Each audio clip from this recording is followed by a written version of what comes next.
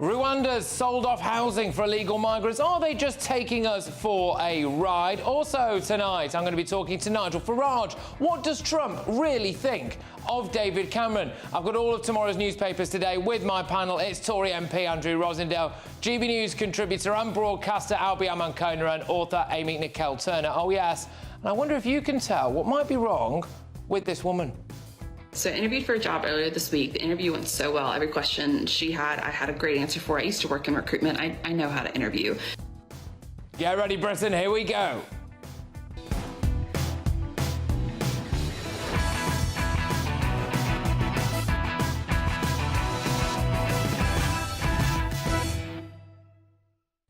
The Rwandans are laughing at us. Next.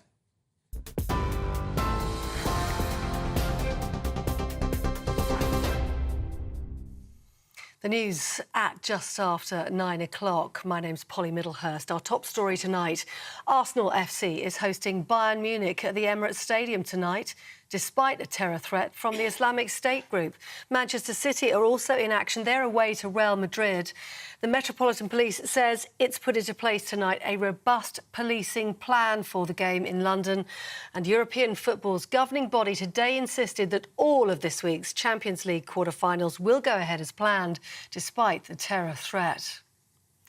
In other news today, police in West Yorkshire investigating the death of a young mother have arrested a 25-year-old man on suspicion of her murder.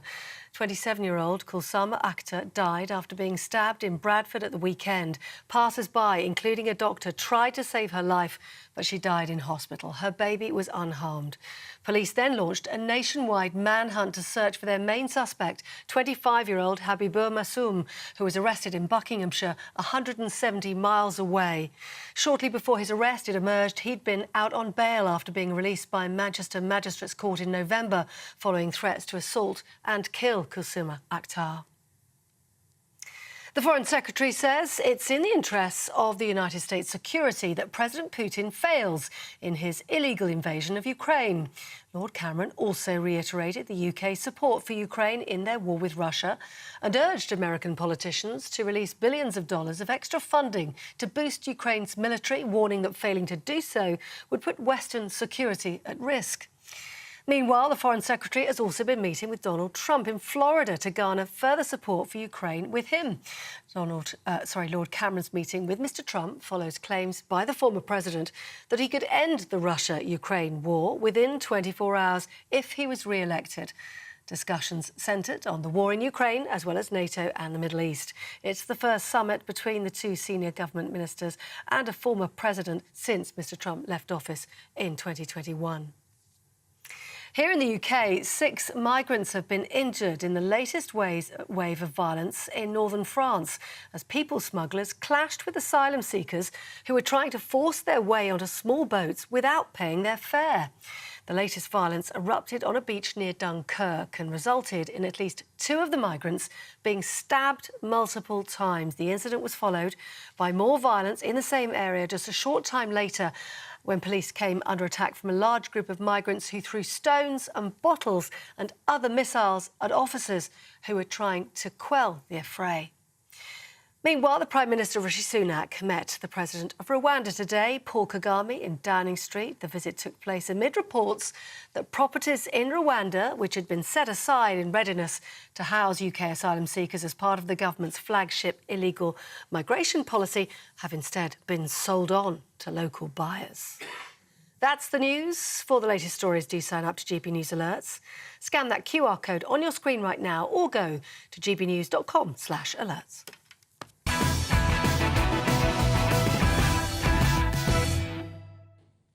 I am wondering whether or not we should just send Rishi Sunak to Rwanda. This sorry saga has revealed a very telling thing. Rwanda is tarnished by its association with us, and not the other way around. Rwanda has started selling off houses earmarked for illegal immigrants sent there under the £500 million Rwanda plan to locals. Apparently, 70% of the 163 homes have been taken, with sold signs popping up in front of the properties.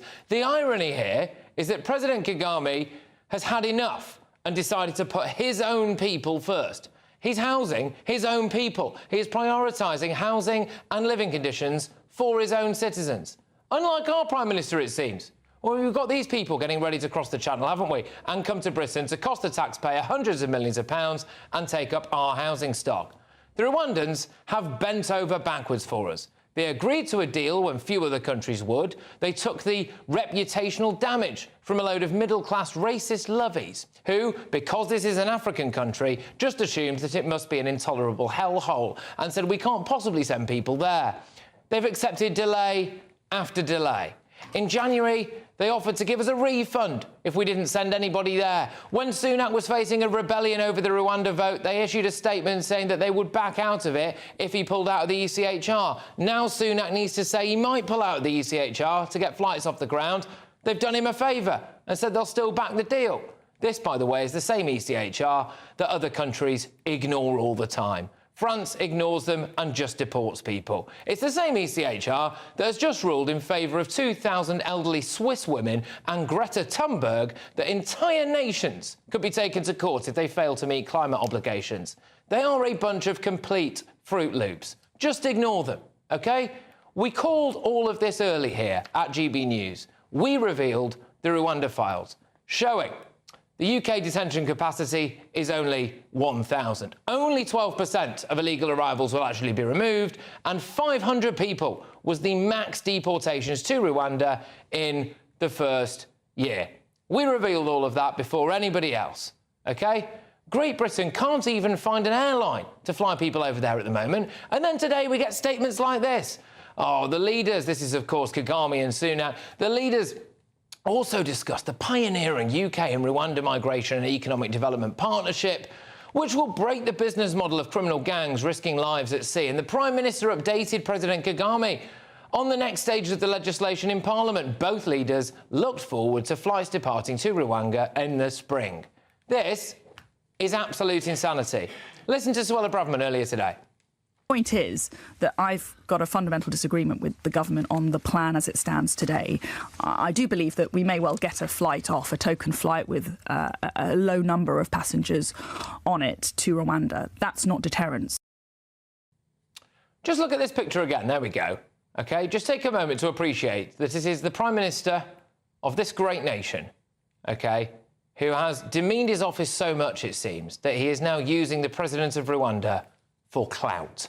The Rwandans must be laughing at us. Or the grandees in the House of Lords who spend all day dribbling down their own chins and gorging on taxpayer-subsidised food and wine fail to understand is that it is now more damaging for Britain's reputation if flights to Rwanda don't take off than if they do, OK? We have been turned into a laughingstock. And it's not our fault. It's not the normal people's fault. If that first flight to Rwanda does ever leave the runway, I wonder whether or not Rishi Sunak should be on it. But let's get the thoughts of my panel this evening. I have got Conservative MP for Romford, Andrew Rosindale, GB News contributor Albi Amankona, and author and broadcaster Amy Nicole Turner. Andrew, I've got to ask you, are the Rwandans just laughing at us now? I think the British people are appalled that we make laws and yet we're overruled by a foreign court that is becoming political and making decisions that go against British interests. So I'm not so bothered about what the Rwandans think, but I'm bothered about what the British people think. And the British people want their government to protect our borders, and so far we haven't been able to do that, and that's wrong. He's not going to pull out the ECHR, though. He should do. We should do, absolutely. It's not fit for purpose. Look, the intentions of the ECHR may have been great when it was first established, but it's gone way beyond its remit, and it's now doing things that go against our own democracy. We have to leave the ECHR and make our own laws to the benefit of our own country. OK, all right. I mean, Albi, it looks to me as though the Rwandan president is doing something that appears unthinkable in this nation. He's putting his own people first and he's giving them a bit of housing. Look, I just wonder whether or not the Rwanda plan is actually just a bad plan. I've supported the Rwanda plan in the past, but it's difficult to listen to the Rwanda files findings that you just mentioned earlier on, taking only 500 migrants in the first year, when we get that many over it. In some days in the summer, it can be that many people. I mean, I take the points that you make about the ECHR and leaving the ECHR, but that feels like a red herring to me, because even if we left the ECHR and we got the Rwanda plan off the ground, what, 500 migrants in 1 year, when last year we had, what was it, 60,000 that crossed the channel? Do it, he'd have done it by now as well. Anyway, leaving the ECHR, I think he would have just done it by now. Well, we should have ignored them. You said it a moment ago, Patrick. We should have ignored them. We are elected as a government to do what's best for our country, and the ECHR shouldn't be overruling. Do you think the Rwanda plan is a good plan, Andrew? I think that what is a good plan is to have a deterrent, whether it's Rwanda or somewhere else, the third country option, as Tony Abbott did in Australia with his sovereign borders policy. That is exactly what we should be doing. It doesn't have to be Rwanda, but that's where we've gone to. So you think it's It could be OK somewhere for different. the government to not be within the law, to actually break the law with this illegal plan? Well, I think we should not have the ECHR dictating to us above our own laws. But what about the 4 Supreme British Court law should come judges who first. also said this is not within international law? As we've heard earlier, other countries ignore it. The ECHR should be advisory. It was advisory, of course, until Mr Blair brought in the Human Rights Act. So Labour have actually caused this very problem today. And if they get into government, do you think they're going to sort this out?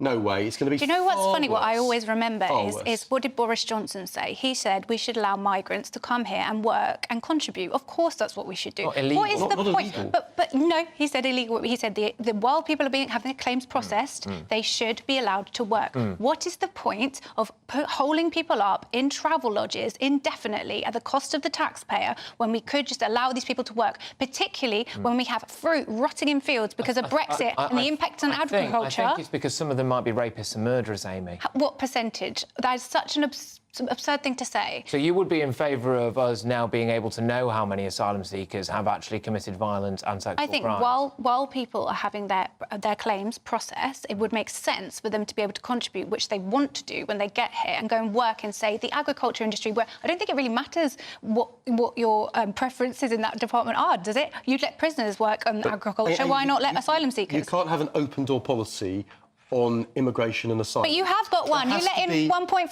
million people last year. There has to be control. And the British public demand that we do have control. You don't have control. You're talking about 45,000 people last year compared to the 1.4 million legal migrants that you let in. Albie, do you think that what's going on with Rwanda at the moment has damaged Britain on the world stage? I mean, clearly the Rwanda government thought, all right, this might do us some good. You know, the British, a reputable nation here, and we will happily get into bed with them politically. We will, as I said there, they've actually done us a heck of a lot of favours. I mean, I think there's the argument initially, are we being taken to the cleaners by the Rwandans? Have they just taken our money and run with it? I mean, actually, no, they've not. They've bent over backwards for us. They've tried to do Sunak a couple of massive favours when it came to the vote and the ECHR, offering a refund if we don't send anyone there. I mean, I really do think that, presumably now, if we are the laughingstock of Rwanda, I worry that we're the laughingstock of the world. Look, I am just concerned that the Rwanda plan, as it has been mooted by several prime ministers now, Boris Johnson, then Liz Truss, now Rishi Sunak, I just don't know whether or not it's going to work. Is 500 migrants being sent in 1 year really that much of a deterrent effect?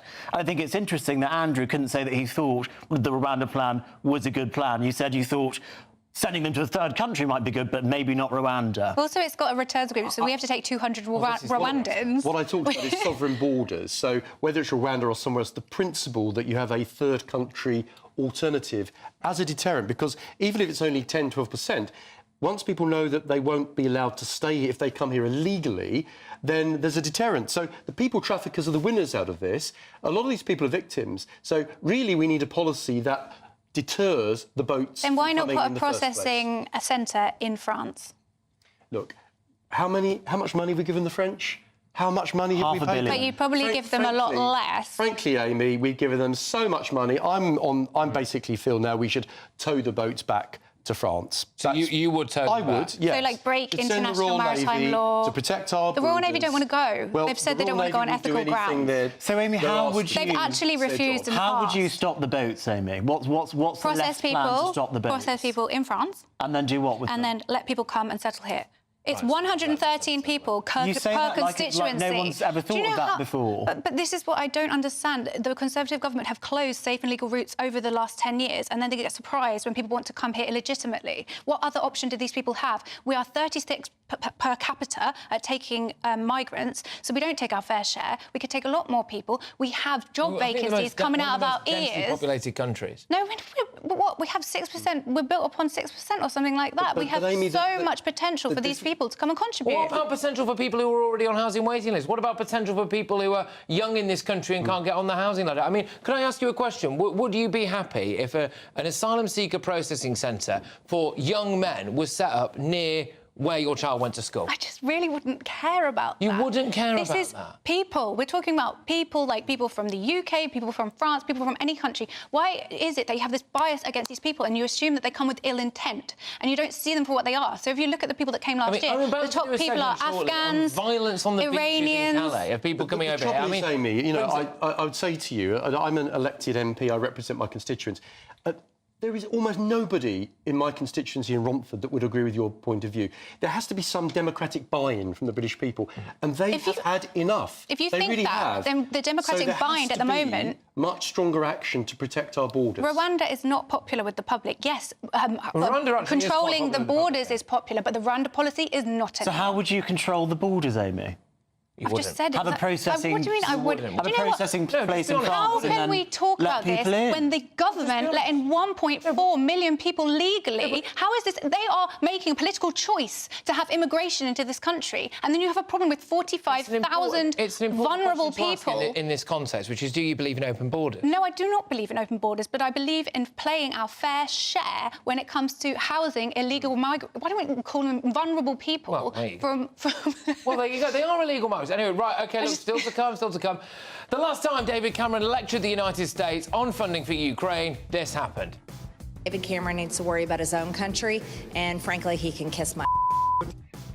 So, how did David Cameron get on last night for a second crack when he flew to Florida for dinner with Donald Trump, the man he once publicly called stupid? Nigel Farage is live on that shortly. But up next, it's the head-to-head. Now, Rishi Sunak warns that allowing kids to change gender is, quote, not a neutral act, just days after a report found that schools are letting kids decide their gender behind parents' backs. So, is it time now for a referendum on transgender ideology in schools? Trans discrimination barrister Robin Moira-White locks horns with gender-critical trans woman Miranda Yardley. And that's next.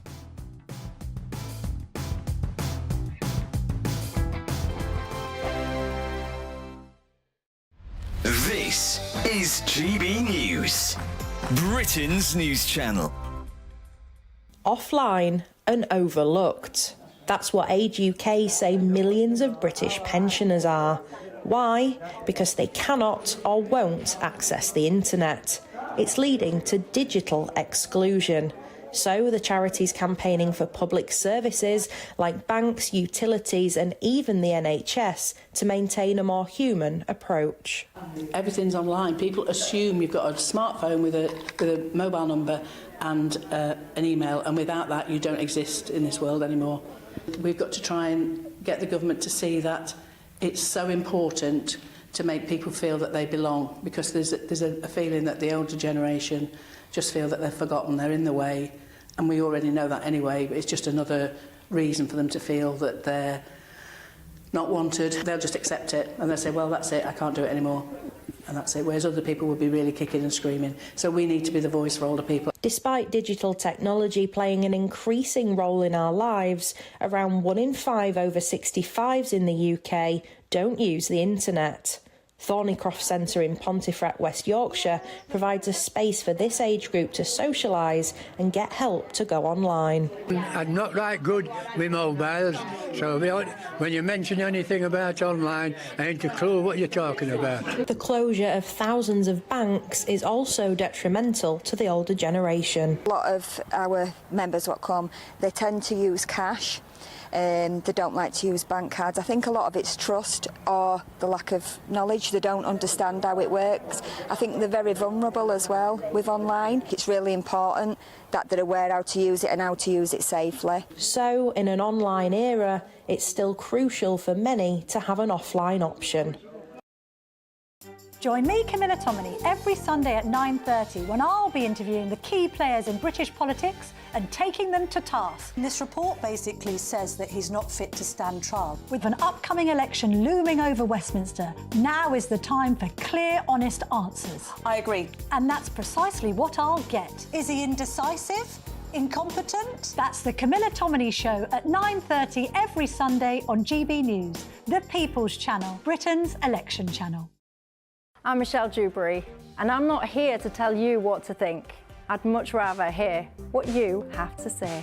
So send in your opinions to gbviews@gbnews.com. Keep them clean, and you never know, I might read them out. With my panel here on Jubes & Co, we debate, we get stuck into the issues of the day on a show where all views are welcome, especially yours.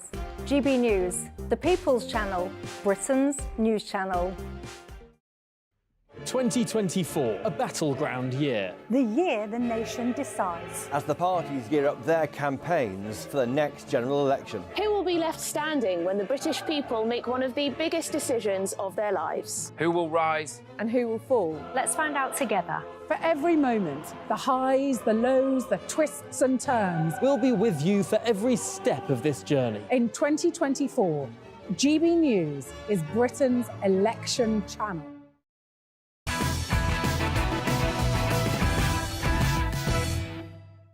This is Patrick Christys Tonight. We are only on GB News. Coming up, Nigel Farage joins me live very soon for the truth about what Donald Trump really thinks of David Cameron. But first, should we have a referendum on whether under-18s can change gender? It's time now for the head-to-head.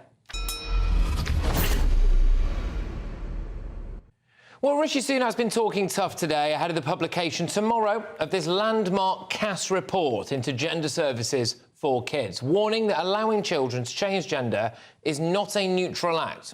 The review was commissioned in 2020 following one of the biggest scandals in British medical history, which saw the controversial Tavistock clinic shut down after a report found that thousands of vulnerable kids were prescribed puberty blockers without adequate concern for their welfare or an understanding of the effects of these dangerous drugs. Now, despite the scandal, it emerged just weeks ago that private clinics are still prescribing puberty blockers to young children after as little as 6 online consultations. And to make matters worse, a shocking new study has revealed that 73% of schools in some parts of England are defying the government guidance and allowing kids to change gender behind their parents' backs. So, with kids still being prescribed puberty blockers and allowed to socially transition in schools, I am asking, should we have a referendum on whether under-18s can change their gender? Let me know your thoughts. Email me now, gbviews@gbnews.com. Tweet me, of course, at GBNews. And while you're there, make sure you go and vote in our poll. The results will follow in a few short minutes, but going head-to-head on this are the discrimination barrister Robin Moira White and human rights advocate Miranda Yardley. Thank you very much for joining me on this. Miranda, I'll start with you. Should under-18s be banned from changing gender, do you think?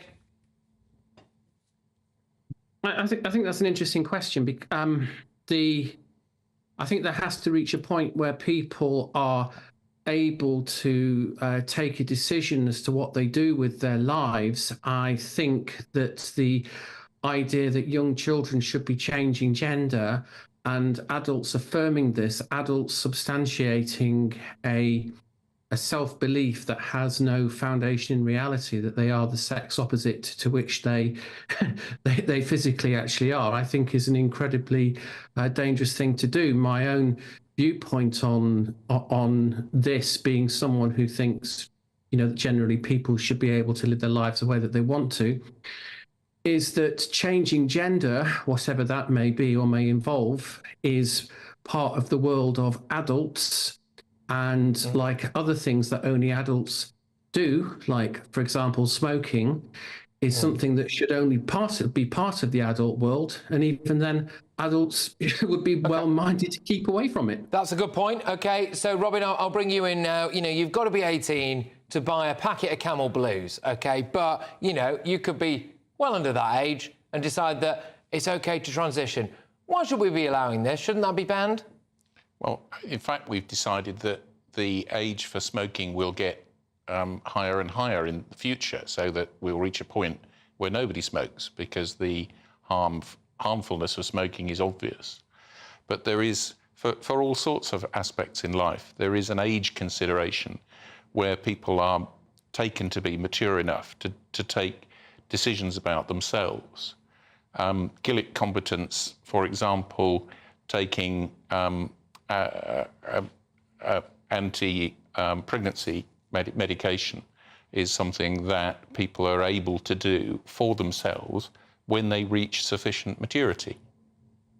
What is that? I'll sit with you, Robin. What is that sufficient maturity then? If we're saying that we shouldn't ban under 18s from being able to transition socially or medically, then what age is there? Let's put an age on it.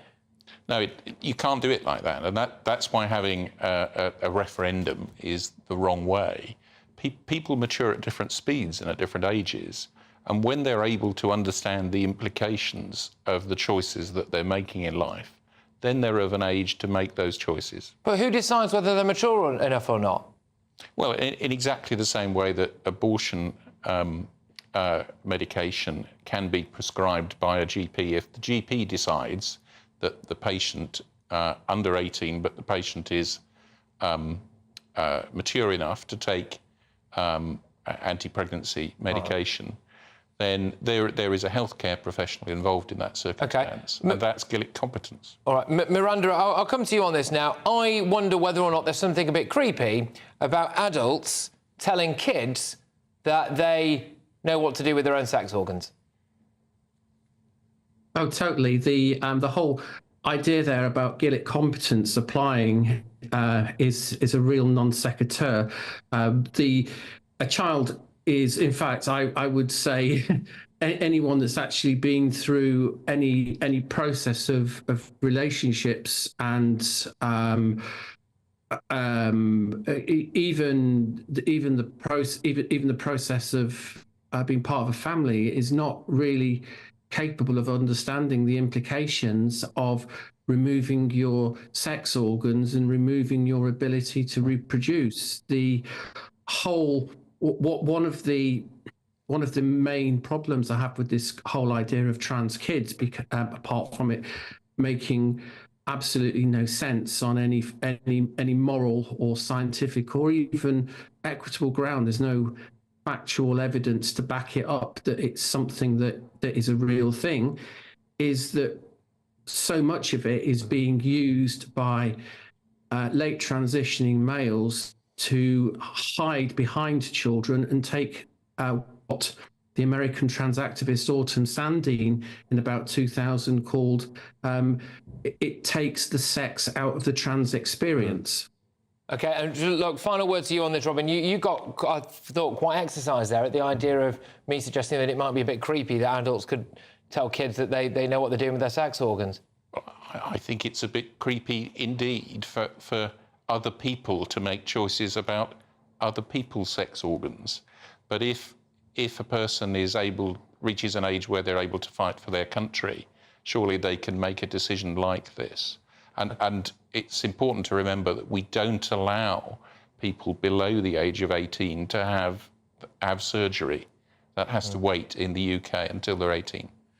I just wonder all too often it appears to be parents who are the final consideration in this. Teachers can have a say, librarians can have a say, all of this stuff can have a say when it comes to, therapists at schools can have a say, doctors can have a say. Why can't the parents have a say in this? Why is it always assumed that the parents are the bad guys in all of this? That's the one thing that I find, particularly creepy. Patrick, it isn't. There are a tiny number... 73% of some schools in some areas, it is. Yeah, there are a tiny number of parents who don't look after their children well, and schools are used to spotting that and knowing when that occurs. Right. That's in tiny numbers, and in fact, the 27% in your survey, who the implication is that they would, whatever the circumstance, tell the parents I'm sorry, I'm just not sure that's true. I mean, one parent found out on Parents' Evening that Sally was now Stephen. And I just find that absolutely bonkers. So, thank you very, very much, both of you. It's been a pleasure to have you both on the show. It's Robin Moyle-White there, and human rights advocate as well, Miranda Yardy. Look, who do you agree with? OK, should we have a referendum on whether under 18 should be allowed to change gender?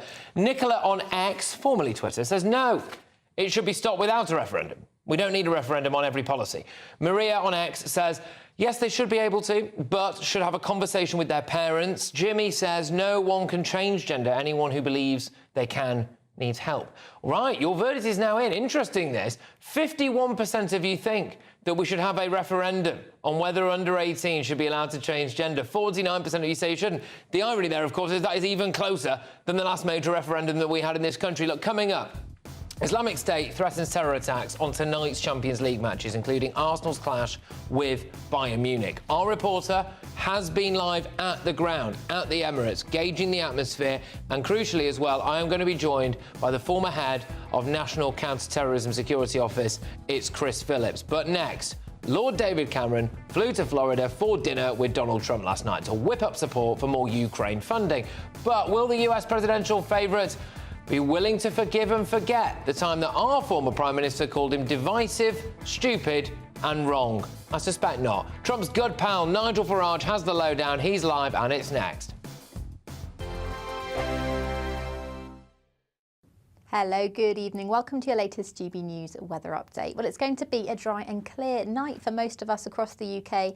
There's a chance of frost tomorrow, but it will also be a fairly bright start. That's as this ridge of high pressure is moving in for this evening. It's a brief settled interlude between weather systems, so there will be more rain to come on Wednesday. But for the time being, it's going to be a dry night and a clear night. So plenty of starry skies, and that's going to allow temperatures to fall away much more quickly than they have done of late. So it's going to be a colder start tomorrow with a risk of frost across eastern areas of Scotland, northeast England as well. But everywhere is going to be on the chillier side to start the day, away from the far west where we'll see the rain move in quite quickly tomorrow morning. So Northern Ireland seeing the heaviest rain first thing, but also cloudy skies and some fairly persistent rain across parts of Wales, the southwest. But it's into Scotland, western Scotland in particular, where the rain will turn quite persistent through the day, as well as parts of the Lake District. We could see 60 millimetres of rain falling through the day. But it is going to be a warmer day, so that cloud and rain is bringing with it milder air that stays with us for Thursday as well.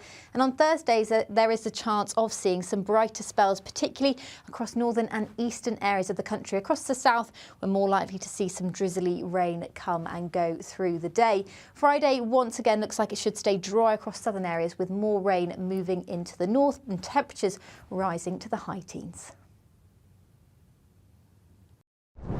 I'm Christopher Hope. And I'm Gloria Di Piero, bringing you PMQ's live here on GB News. Whenever Parliament is in session on a Wednesday at midday, we'll bring you live coverage of Prime Minister's questions. We'll be asking our viewers and listeners to submit the questions that they would like to put to the Prime Minister, and we'll put that to our panel of top politicians in our Westminster studio. That's PMQ's live here on GB News, Britain's election channel.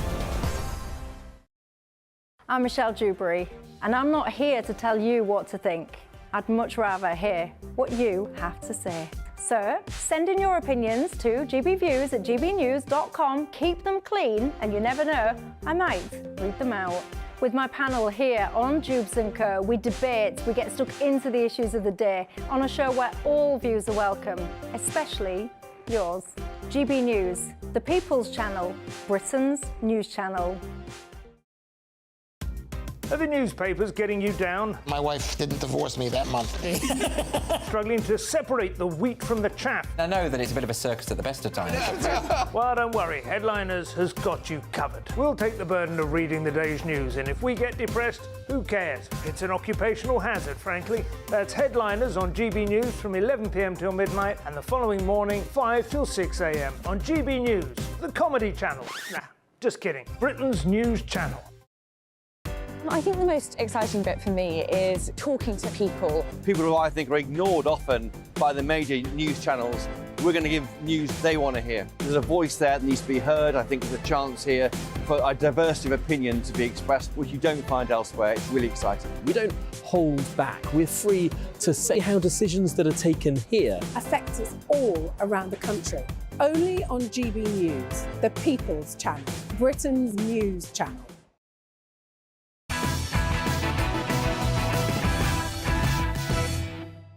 Welcome back to Patrick Christys Tonight. A former counter-terror chief reacts to Islamic State threats to our football matches shortly, but right now it's time for Nigel Farage. And Lord David Cameron will be hoping that Donald Trump has a short memory after flying into the US to meet the former president at his Florida bolt hole.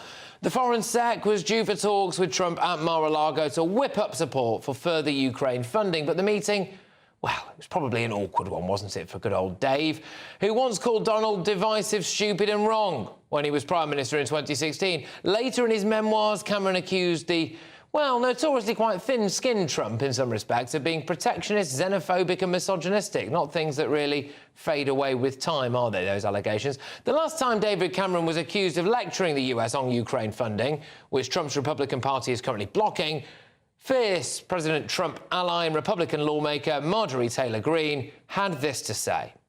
I really don't care what David Cameron has to say. I think that's rude name-calling, and I don't appreciate that type of language. And David Cameron needs to worry about his own country, and frankly, he can kiss my... Next time, say what you really think. Now, Nigel, what does Donald Trump really think of David Cameron? Oh, I wish I'd been there. I wish I'd been there at dinner on the terrace at Mar-a-Lago to see this massive slice of humble pie that David Cameron had to eat. Trump, of course, won't forget the words, but you know what? He's bigger than that. He recognises that the relationship with the UK, the future of NATO, he knows these things matter and matter hugely. What I did like, though, from the resume that was put out from Mar-a-Lago was the first thing on the agenda was Brexit. I mean, that would have been the most delicious conversation. David, you got Obama to intervene. Obama's your mate. I mean, that would have been absolutely wonderful. Nigel, just on that, as if by magic, we do have the infamous moment with Obama. UK-US trade agreement, but it's not going to happen anytime soon because our focus is in negotiating with a big bloc, the European Union, to get a trade agreement done. And UK is going to be in the back of the queue. Now, I think you were actually quite grateful to Obama for saying that, weren't you? Oh, yeah. I mean, it was the globalists together, wasn't it? The globalists together telling us what to do. And I think Obama helped the Brexit campaign enormously. But so that was on the agenda, Brexit. That conversation would have been delightful. Then on, of course, to NATO, where Cameron would have said, oh, but you've been so rude about the NATO members. Trump would say, hey, we're not paying the whole bill. You guys got to chip in. It would have been, Trump would have enjoyed himself enormously, enormously. I'd love to have been at the next table just watching the whole thing. I suppose, do you think Donald Trump is going to get on better with David Cameron or David Lammy? It's a very good question, actually. I mean, what's the difference? I mean, there isn't much difference between them really at all. Other than Lammy's a bit more fun. You think David... This is the scoop here. David Lammy's more fun than David Cameron, is he? Good God, yes. I mean, you know, you might disagree with David Lammy's opinions, but he's got a big personality. He laughs a lot, likes to drink. He's all right, you know. I mean, in that sense, Trump will always put international issues and what matters ahead of any personal insults that have been thrown at him. Lammy's been rude about it. Cameron's been rude about it. But nobody can deny our relationship with the USA is vital in every single way. Yeah, I mean, the irony that potentially if Trump does wander back into the White House, we would have a president of the United States there that cares deeply about Great Britain at exactly the moment when we might be about to get a Labour government and, you know, who've slagged him off in the past as well. I mean, there is a missed opportunity there, I think, somewhat. But elsewhere, Nigel, GBNews has revealed escalating migrant violence on the beaches of France. So almost 5,000 small boat migrants have now crossed the channel so far this year. What you will be looking at if you're watching us on television, if you're listening to us on radio, I'll talk you through it, is a load of migrants kicking off big time on a beach at Dunkirk. So I am actually going to be speaking to a Dunkirk councillor at 10:20 p.m. who will explain the grim scenes taking place on the beaches. People are getting stabbed, people are throwing rocks and, frankly, goodness knows what else. They're attacking each other, they're attacking the French police, and actually they're on the way over here, aren't they, Nigel? Are you concerned about the people that we might be importing here?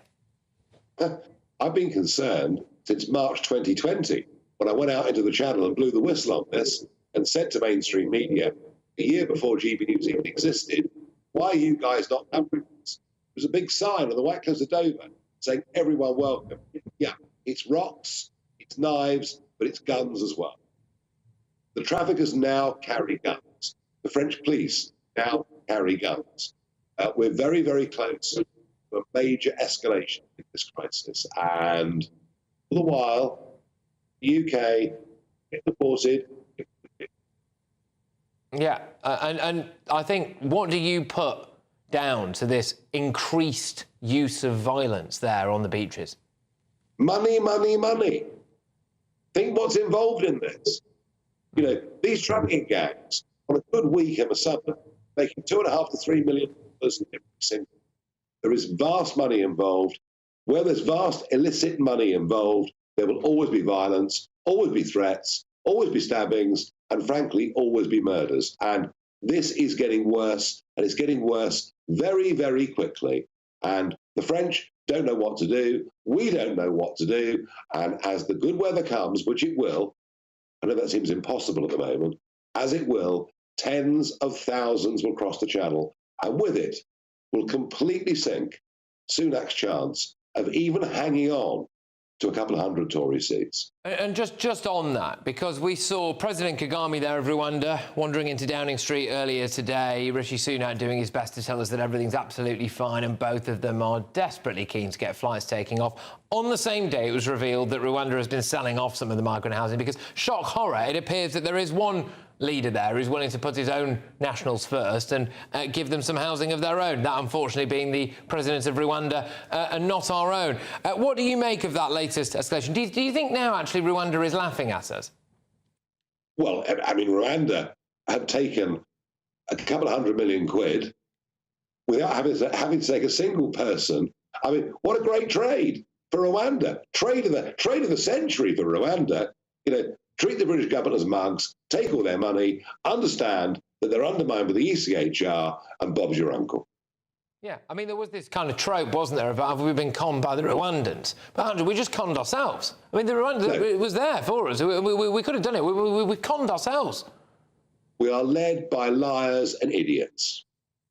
That's all I can think. This was never, ever going to work. From the moment Boris Johnson at Lyd Airport announced this plan, I said, and the next day, the Daily Mail, front page, isn't it wonderful? The Tories are going to stop all this. It was obvious from day one that all the while you're part of the ECHR, put into British law through the Human Rights Act, this could never happen. I'll add to that, if I may, Patrick, very quickly, that a judgment this morning, brought by some Swiss pensioners, ECHR are now saying that all member states must adhere to net zero policies. So we couldn't even vote for a government that wanted to reindustrialise Britain. It just says we must leave ECHR. I tell you what, wouldn't it be fun to have a referendum on ECHR membership? I'm quite looking forward to that. Well, do you think seriously this is going to be a possibility? Just very finally, Nigel, because I know you've been with us for a little while now, so thank you. But do you think that is seriously something that Rishi Sunak would have the mettle to do? I mean, surely not. He might do it to try and save his own skin, but it's too late.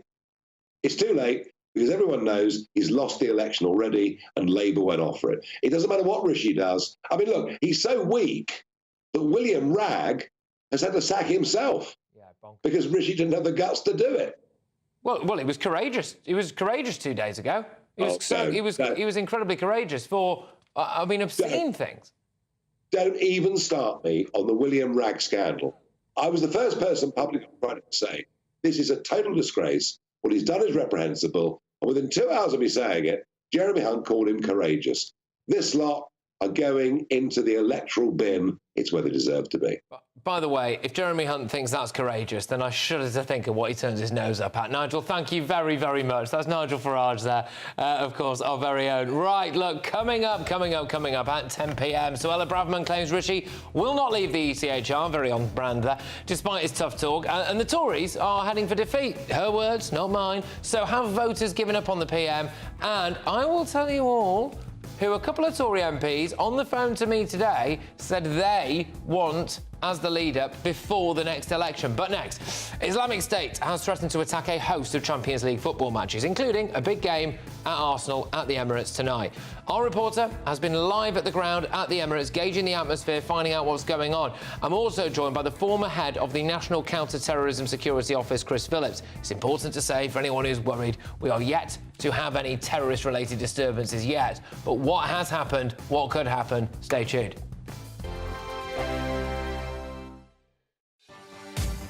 Martin Daubney. Weekdays from 3 p.m. This new hate crime bill on women's issues, you think this is the least funny April Fool's joke in history? Yeah, although the Scottish Government and the Scottish Police do seem to be trying to make a bit of a joke of it when, you know, their campaign Hate Hurts is fronted by a hate monster who's a sort of cuddly, bright red Muppet-style thing. And some of the things that Humza Yousaf said about it were from a soft play centre over the weekend. But yeah, it's really not a joke. It's not actually clever lawyers who know the wording of the law who enforce the law. It's the police. And the police have basically not been trained on this at all. There's a 2-hour online training course they're meant to have done, and lots of them haven't already done it. And we know from the way that the police have been talking about it that they're wildly overstretching what it might actually be to be, in particular, abusive, which is one of the words in the new law, and specifically on the issue of transgender identity. To claim that just noticing the fact that there are two sexes and that sex can't change is meant to be hateful, that, you know, even after years of trying to study it, I can't understand why people hold this belief. But it's part and parcel of a pattern of legal measures that the Scottish Government has either introduced or has sought to introduce. So it tried to introduce gender self-ID, but that was overruled by Westminster because it was out of the power of the devolved government. It's still attempting to bring in a conversion therapy law, which sounds nice but isn't nice. It actually criminalises proper ethical treatment of gender-confused youngsters. They're trying to say that men who have certificates saying that they're women count as women for a particular measure to do with public boards. And then this hate crime law, which tries to make it really difficult for someone to talk in a factual, reality-based, clear, understandable way about all these measures. It all adds up to a sort of an authoritarian attempt to deny the fact that human beings are mammals and come in two sexes, and that recognising that matters for women's rights especially. I think the most exciting bit for me is talking to people. People who I think are ignored often by the major news channels. We're going to give news they want to hear. There's a voice there that needs to be heard. I think there's a chance here for a diversity of opinion to be expressed, which you don't find elsewhere. It's really exciting. We don't hold back. We're free to say how decisions that are taken here affect us all around the country. Only on GB News, the People's Channel, Britain's news channel. I'm Michelle Dewberry, and I'm not here to tell you what to think. I'd much rather hear what you have to say. So send in your opinions to gbviews@gbnews.com. Keep them clean, and you never know, I might read them out.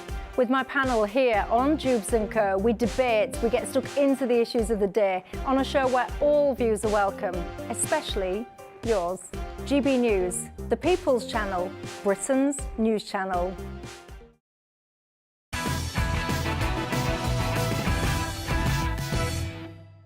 Still to come, we hear from Suella Braverman, who says that Rishi Sunak isn't serious about leaving the ECHR, but have voters given up on believing the Prime Minister's promises? I have my say at 10 p.m, and I'll reveal who a couple of Tory MPs contacted me about today, who they want to take control before the next election. But first, Arsenal and Manchester City feature in this week's highly anticipated Champions League quarter-finals, but fans attending the games are on high alert after ISIS threatened to target the fixtures.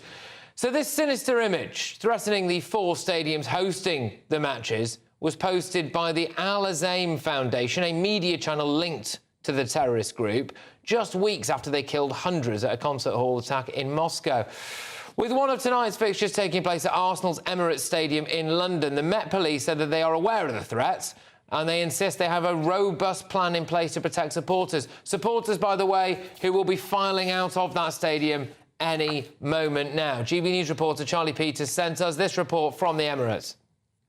So the terror threat across Britain is substantial, and that threat has remained in place after an ISIS-aligned media outlet has made a series of threats against the football matches occurring tonight and tomorrow in the Champions League. This is Arsenal's first quarter-final in the competition since 2010. But the main story here isn't necessarily the football, but that security threat. The Met said this afternoon that in collaboration with counter-terrorism police, they did have a robust plan in place to reassure the public, but at the same time, they have asked fans here to be vigilant and report anything that they see that is suspicious. Yeah, well, indeed. Look, it's worth noting that we are 3 minutes into extra time of that fixture, according to my computer in front of me here, which does mean that the fans will be coming out of that ground any moment now. Charlie caught up with some of those fans and just asked them, really, whether or not they are actually scared of ISIS. Overly worried about the security. You know, we've got to have faith in the British police and the, security, everything that they've set up. So have faith and hopefully everything will be all right. It's not about the religion, it's about some people who want to scare other peoples, and we are only here for football. I used to live here and we had threats growing up, and you just have to get on with life, and you can walk down the street and anything can happen to you, so you just have to keep going and hope for the best. Well, I'm delighted to welcome now Chris Phillips, a former head of the National Counter-Terrorism Security Office. Chris, look, thank you very, very much. So what's going to be taking place now in terms of a police security threat as those fans prepare to leave the ground?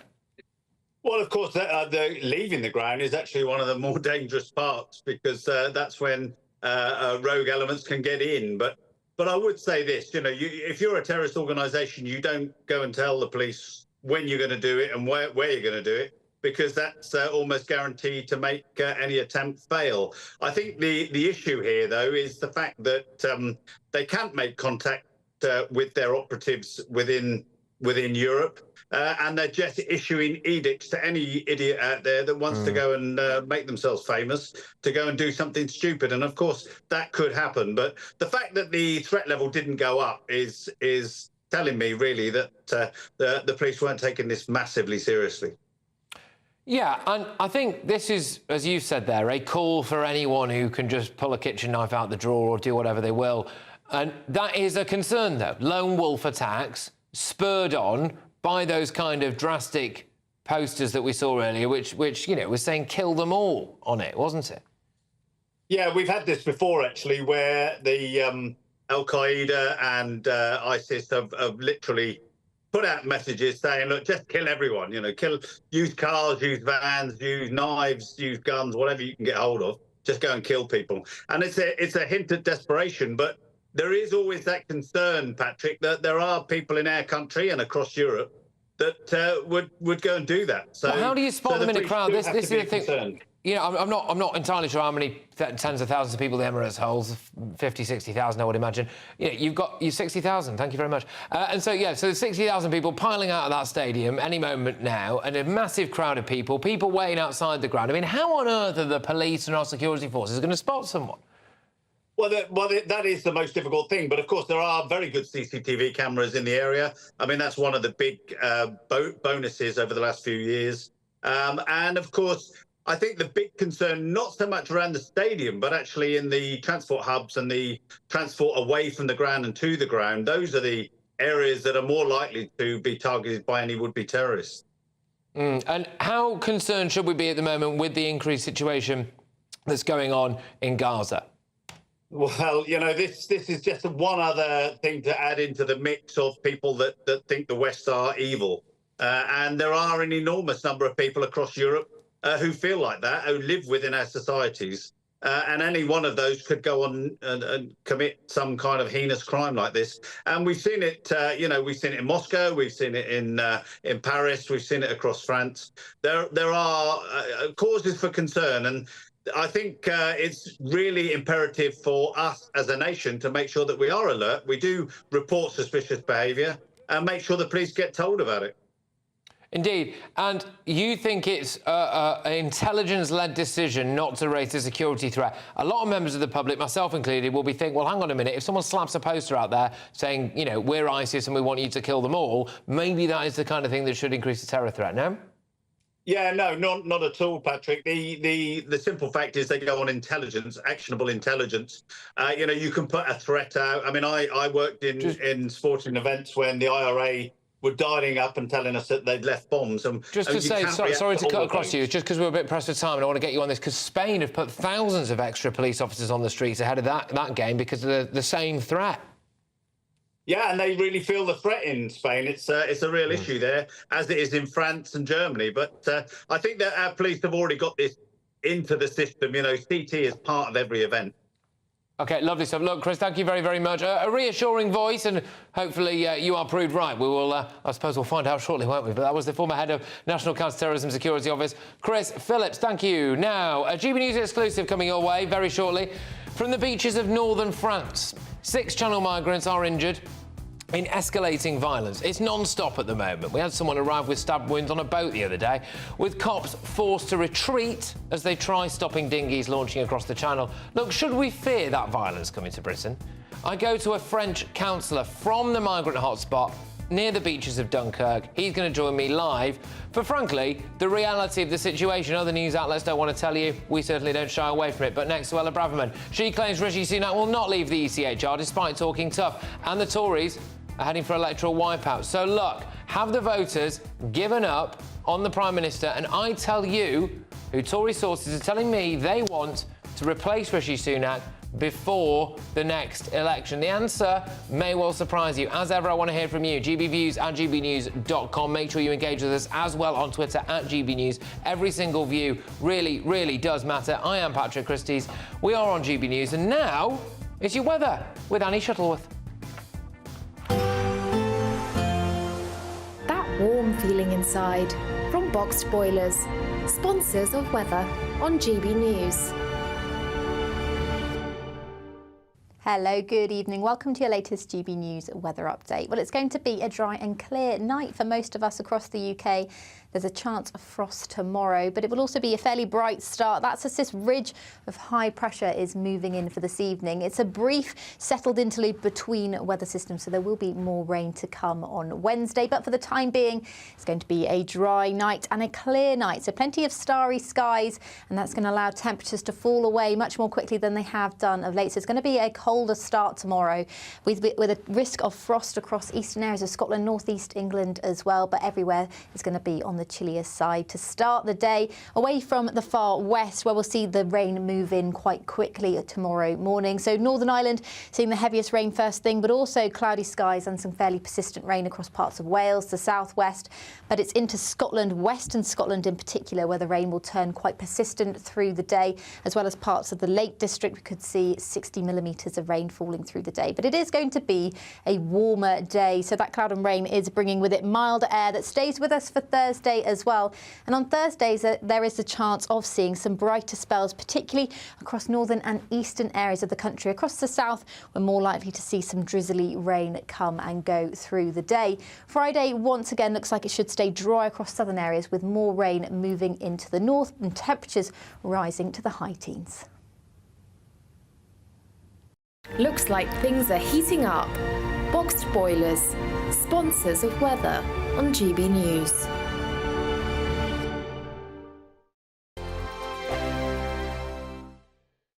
This is your chance to win our biggest prize of the year so far. First, there's a totally tax-free £10,000 in cash for you to spend this summer. Then, we want to send you on a bespoke 7-night small boat cruise for 2 worth £10,000. Thanks to Variety Cruises, you'll be able to choose from any of their 2025 Greek adventures and discover Greece like never before. And with flights, meals, drinks and excursions included, all you have to do is relax. We'll also give you these terrific travel...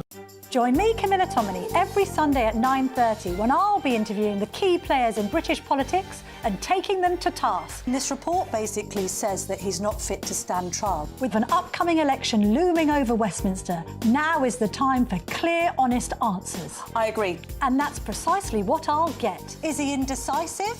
Incompetent? That's the Camilla Tominey Show at 9:30 every Sunday on GB News, the People's Channel, Britain's election channel.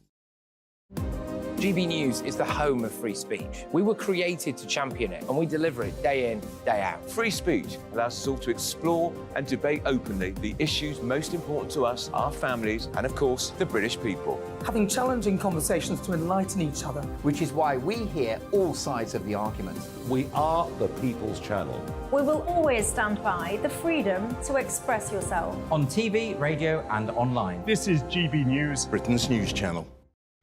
2024, a battleground year. The year the nation decides. As the parties gear up their campaigns for the next general election. Who will be left standing when the British people make one of the biggest decisions of their lives? Who will rise? And who will fall? Let's find out together. For every moment, the highs, the lows, the twists and turns. We'll be with you for every step of this journey. In 2024, GB News is Britain's election channel.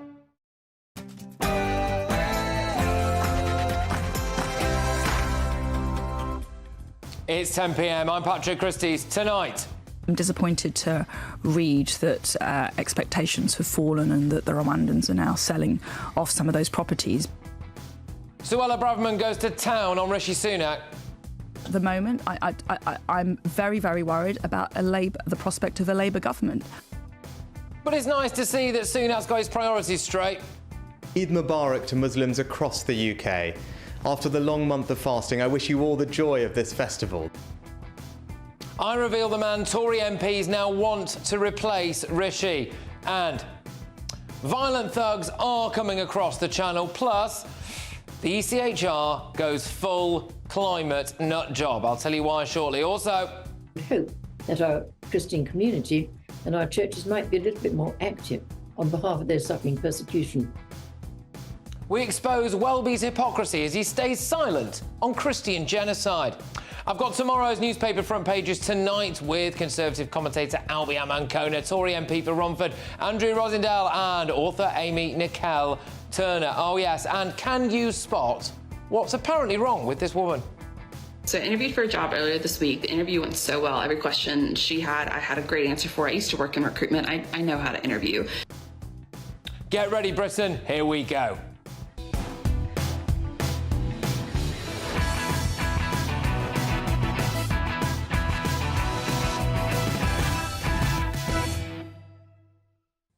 I reveal who Tory MPs want to replace Rishi Sunak. Next.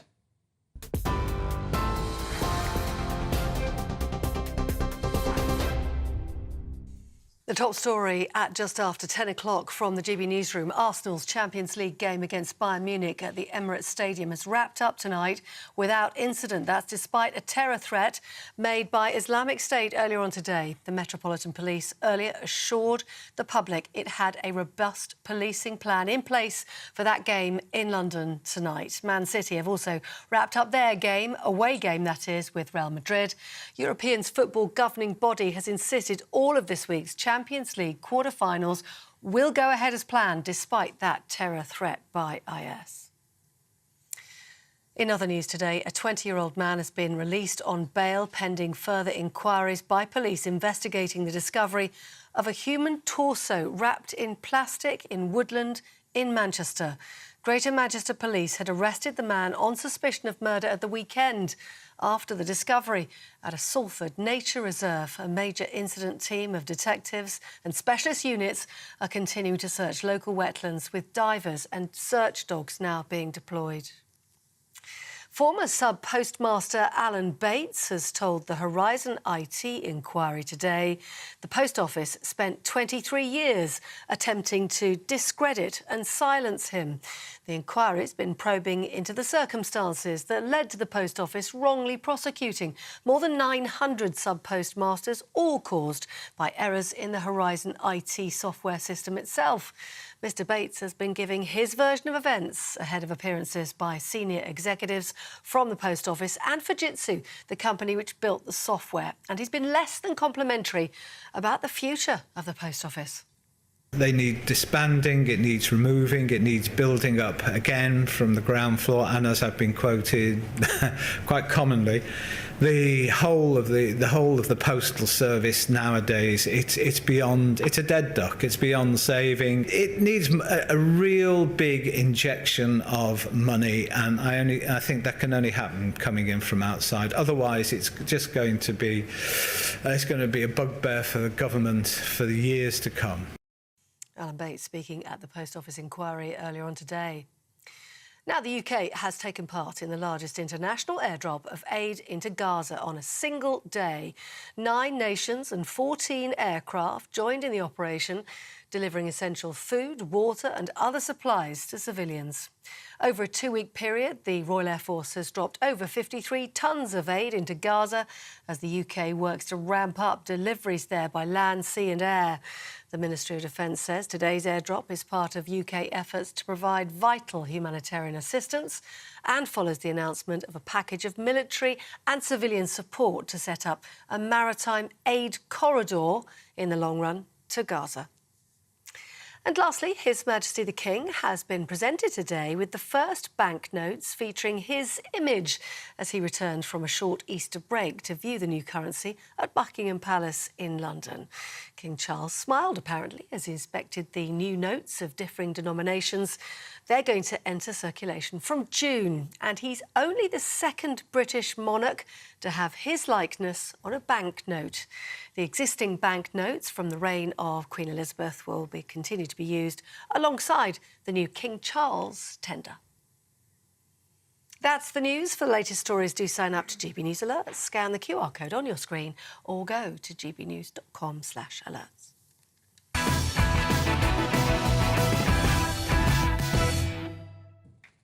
It's time for Rishi Sunak to take his fingers out of his ears and face facts. He says that he will leave the ECHR if necessary.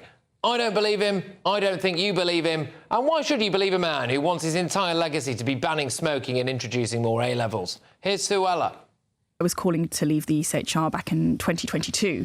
When I was Home Secretary, I was constantly urging the Prime Minister to take bolder action and go further.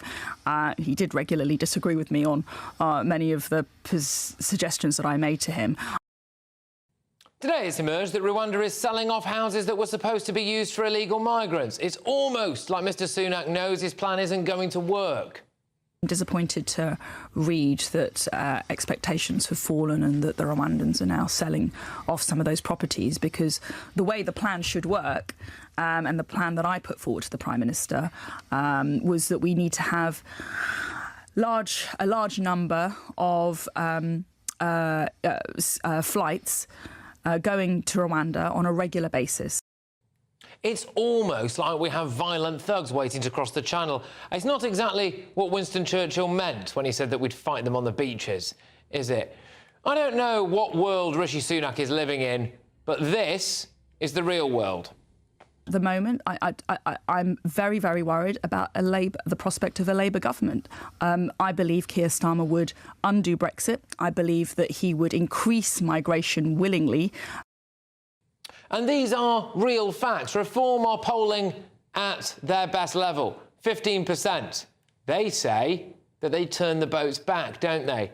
Rishi says that he wants to bring legal immigration down, but he's presided over record levels of legal immigration, and his former immigration minister revealed this on this very show. Once did we have a conversation about legal migration because the Prime Minister didn't want to talk about it. Didn't want to discuss migration with his immigration minister. Rishi says this about tax. And so, to grow the economy, we will take 5 long-term decisions. Reducing debt, cutting tax and rewarding hard work. That's a lie, isn't it? I think it's a lie. As of January, for every £1 cut by his national insurance tax reductions, we now have, in effect, anyway, £4 extra stealth taxes. And things have only got marginally better since then. We remember his 5 pledges, don't we? His cutting NHS waiting list was in there, wasn't it? Well, he gets Jeremy Hunt to come out and say this during the budget. I have 3 gorgeous children, the oldest of whom has been patiently listening in the gallery. The NHS is rightly the biggest reason most of us are proud to be British. No, it isn't. Lob another £7 billion at it, though, anyway. The ONS has just revealed that NHS waiting lists are probably 2 million people higher than first thought. Prisons now. Alex Chalk, the Justice Minister, has snapped at Sunak for being unable to make a decision on prison overcrowding. So now we're just going to release people early. The police don't respect him. Remember this. Say this to the police. We will back you when you take action. But if we are asking more of the police, we in government must also back up that call with action. I think the next day or the day after that, there was just total havoc, massive amounts of anti-Semitism on the streets. Nothing really happened. I think, we can go live now, can we, to Rishi Sunak outside Downing Street? He's got a message for the nation. Is that right, I think? Yeah, there it is. There it is. Downing Street's on fire behind him there. But apparently the message is everything is fine and everything is going really, really well. OK, look, Mr Prime Minister, I will tell you what your problem is, OK? It is not that you make the wrong decision. It is that you are totally incapable of making any decision at all. Now, over the weekend, I spoke to several people involved with the Conservative Party, and today I spoke to 2 Conservative MPs. They all, completely unsolicited, said the same thing to me. Now, I would just also like to go on record at this point and say I am not saying I agree with this. I'll emphasise that. I am not saying I agree with this. But they said the same thing.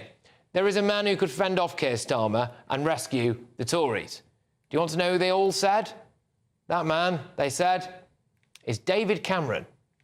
Let's get the thoughts of my panel now. Conservative MP for Romford, Andrew Rosindell, GB News contributor, Albie Amankona, and author and broadcaster, Amy Nicole Turner. Andrew, would you have Cameron back? No. He's been Prime Minister. He walked out of 10 Downing Street having lost the referendum. I think he's done his time as Prime Minister. Rishi is our Prime Minister. He needs to show strong leadership for our country. I hope he does that, because if we don't, we're going to finish up with the most left-wing Labour government in the entire history of this country, and we're going to rue the day we let Labour back into power. Albie, apparently, Tory MPs, well, they are, they're telling me about it, are saying that, yes, it might be unlikely, but they think if David Cameron came back, they would stand a chance the next election. I mean, one of my biggest regrets of supporting Brexit is, in fact, David Cameron resigning after he lost the Brexit referendum. For me, I was really disappointed in that. I wanted David Cameron to go on.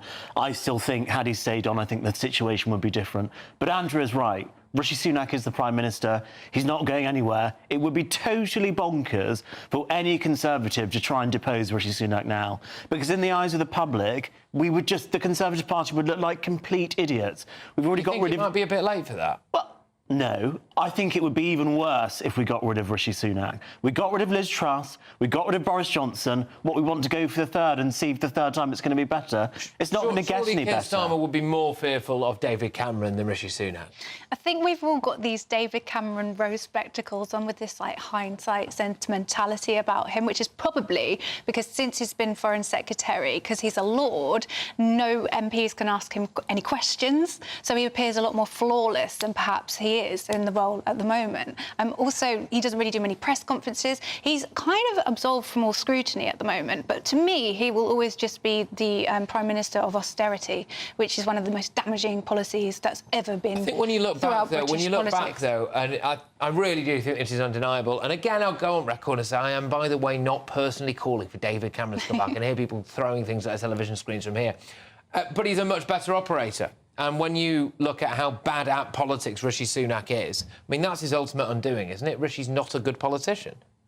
Look, David Cameron's in the House of Lords. It's hard to see how you can have a Prime Minister who's unelected, not only as party leader, but also as an MP. So I don't think this is realistic. At the moment, we've just got to fight very hard to rescue the country from the prospects of a socialist government, which I think would do huge harm to our country. Do you know what, Rishi's our leader, so we have to get behind him. Come on, I'll tell you what, just before we go to Amy on this then, right, so what more damage do you think a Labour government would do than, you know, we're in quite a bad situation now, I think many people would agree. So go on, what would be worse under Labour? Oh, there's no end to the damage they would do. So there would be absolutely no serious attempt to control immigration whatsoever. They would quietly take us back into the European Union, slowly but surely, very quietly, but they would do it. Perhaps. That's not something that I would ever want to see happen. I think we're far better being an independent country. And, Patrick, can you name me a country in the world where socialism has worked? No. It doesn't work. It always leads to people being poorer in the end. Or like in Venezuela, eating zoo animals for food. You just can't call the current iteration of the Labour Party a left-wing Labour Party, the most right-wing Labour Party there's been for absolutely years. All the Corbynistas are hiding away. All the Corbynistas have been kicked out. As soon as Starmer's in. They're not even in. They're not even in. They've been in lockstep with most of your policies. Do you think it's good enough to try and get people to vote Conservative by saying, well, look, Labour would be worse. I think what Patrick is trying to say is people feel that things are pretty bad as they are. Give me a reason that we should be voting Conservative. Right, so I actually trace a lot of this back to the pandemic and the lockdowns. The damage lockdowns did were horrendous. People are not factoring this in. We borrowed 400 billion. Of course we're going to be in trouble over that. So whichever government was in at the time, they would have made the same mistake. In fact, Labour would have carried on lockdowns longer and deeper. So we've now got to gradually rebuild our economy. We've got to carry on with our work for trade agreements around the world, and we're doing an incredibly good job at that, despite all the scare stories that we wouldn't be able to do it. What we don't need is a dose of socialism. What about Suella Braverman, though? I mean, you know, do you think that it's right for her to come out on radio or TV or whatever and say those things, saying, I don't believe Rishi Sunak when he's going to leave the ECHR, I think we're heading for a loss? I mean, is she just saying the truth? Look, I agree with what Suella is saying in the main. She was right about the ECHR. The Conservative Party needs to bite the bullet on this. Frankly, the principles of human rights are completely correct, but we don't need a foreign court overriding our laws and making laws over and above what's in our best interest. And that court, Albie, who today has decided to side with 2,000 elderly Swiss women and Greta Thunberg. I don't know why Suella is piping up. She's been a member of the government for a very long time. OK, she's not in government anymore. She's trying to absolve herself from all of the problems that the government has caused over the past 14 years. She was the Home Secretary for 2 years.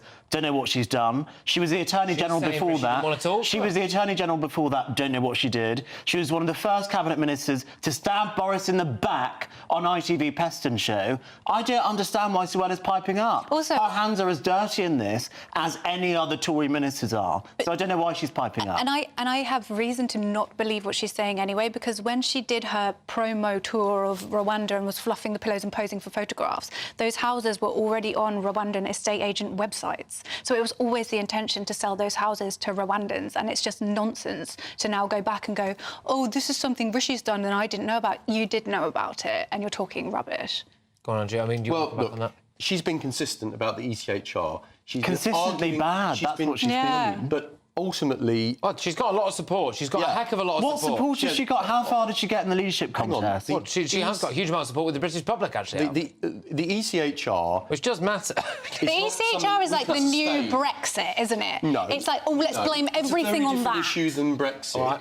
In the fact that no one understands it, and you can convince them that they should leave it. Sovereign in our own country. All right, OK, well, look... Didn't we found the ECHR? We're going to have more time to talk about this. The laws. OK, Amy. We're going to have more time to talk about this, because coming up, as the ECHR sides with Greta Thunberg and rules that climate change inaction breaches human rights, does this now set a worrying precedent, and is unshackling ourselves from the unelected European Court a must? So, next, though, it's a GBNews exclusive. Right from the beaches of northern France, Channel migrants are injured in escalating violence, with cops forced to retreat as they try stopping dinghies from launching. Should we fear that violence coming to Britain? I go live to a French councillor from the migrant hotspot of Dunkirk. He's going to tell us what is really going on over there. It's Patrick Christys tonight. We are on GB News.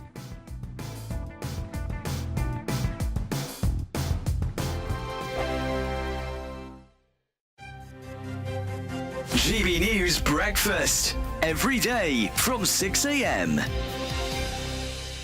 TfL bosses have come under fire after banning an advert... Oh, God. They've banned an advert for a comedy show because it had a hot dog on it, because that supposedly promotes obesity. The comedian Ed Gamble has swapped the image of the fast food favourite in favour of a cucumber instead. And there's the cucumber on the plate. So is the UK turning into a nanny state? Let's talk to former presenter of Fat Families, Steve Miller, and nutritionist Olivia Parry. Good to see you both this morning. Olivia, it's a comedy show. He's not promoting eating hot dogs, is he? Is this just a load of nonsense? The thing is, we have a huge problem with overweight and obesity in this country. We're fourth in Europe. It's big business. Advertising for food companies is big business. They make so much money. You just have to switch on primetime TV to watch, food after food advertisements And it's for the youngsters as well who don't have the nutritional education. We're not taught cookery in school anymore. People go to college and to university, they don't know how to cook. But and it leads forgive me for jumping in, Olivia. Forgive me for jumping in, but the whole point with this is it's an advert for a comedy show. Yes, I know, but this is a wider issue. I think it's a load of old tosh, to be quite honest with you. It's a hot dog. In fact, I wish they'd have put onions on the hot dog. A bit of what you fancy won't hurt you. You should eat 80-20 anyway. You know, we talk about a nanny state. I actually think, arguably, we're becoming an authoritarian state. Opinions banned. Comedy banned. The England flag banned. It's like we've got to wear a virtual muzzle. I'm Michelle Dewberry, and I'm not here to tell you what to think. I'd much rather hear what you have to say. So send in your opinions to gbviews@gbnews.com. Keep them clean, and you never know, I might read them out. With my panel here on Jubes & Co, we debate, we get stuck into the issues of the day on a show where all views are welcome, especially yours. GB News, the People's Channel, Britain's news channel. Are the newspapers getting you down? My wife didn't divorce me that month. Struggling to separate the wheat from the chaff? I know that it's a bit of a circus at the best of times. Well, don't worry, Headliners has got you covered. We'll take the burden of reading the day's news, and if we get depressed, who cares? It's an occupational hazard, frankly. That's Headliners on GB News from 11 p.m. till midnight, and the following morning, 5 till 6 a.m. on GB News, the comedy channel. Nah, just kidding. Britain's news channel. 2024, a battleground year. The year the nation decides. As the parties gear up their campaigns for the next general election. Who will be left standing when the British people make one of the biggest decisions of their lives? Who will rise? And who will fall? Let's find out together. For every moment, the highs, the lows, the twists and turns. We'll be with you for every step of this journey. In 2024, GB News is Britain's election channel.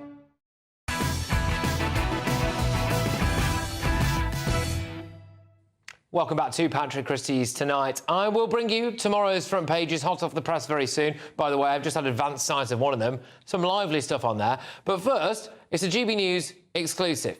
6 migrants have been injured in the latest wave of asylum seeker violence in northern France. So this latest round of attacks, caught on video, obtained by GB News, erupted on a beach near Dunkirk and resulted in at least 2 of the migrants being stabbed multiple times as people smugglers tried to stop them forcing their way onto small boats, apparently without paying. So the incident at ECHR was followed by more violence in the same area a short time later, when police came under attack from a large group of migrants who threw stones, bottles and other missiles at the officers. A security source said the situation in northern France was becoming extremely dangerous for French law enforcement and for the migrants. Well, it follows an incident just last week, doesn't it, in which a migrant was stabbed to death in the makeshift camp of Lune Plage near Dunkirk. We had one who'd already been stabbed on a boat on the way here the other week as well. I'm very pleased to say I am joined now by a man very much at the heart of this story, the regional councillor for the Rassemblement National and municipal councillor for Dunkirk. It is Philippe Emery. Philippe, thank you very much for joining us. How bad is the situation in Dunkirk? I think the situation in Dunkirk is more bad than I believe, because I have to say thank you, GB News is with you. I can see those pictures. We cannot see those pictures in French. There is a kind of omerta. There is a kind of lie of the government, of the French government.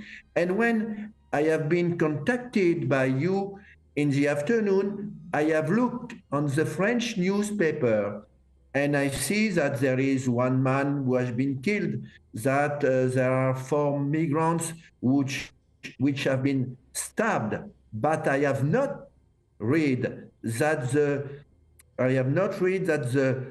the police officer have been forced to jump back in their beach buggies and retreat, as I just have seen on your video. Mm. And what kind of people are we now bringing to Britain? across the channel? What kind of people do you think?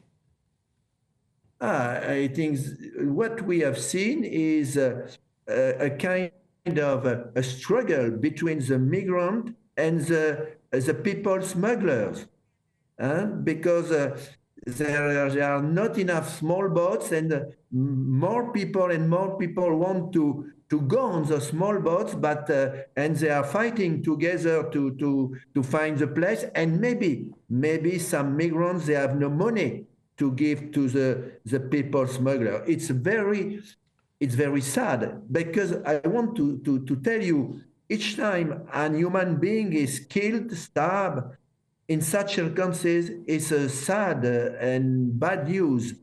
So the question is how to avoid this situation.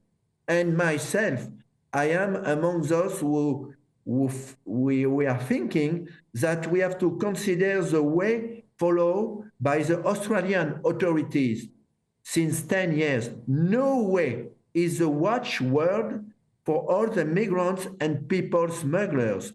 Without this kind of message and action, the migrants and people smugglers are believing that once they have succeeded to enter in one country, they won't be sent back.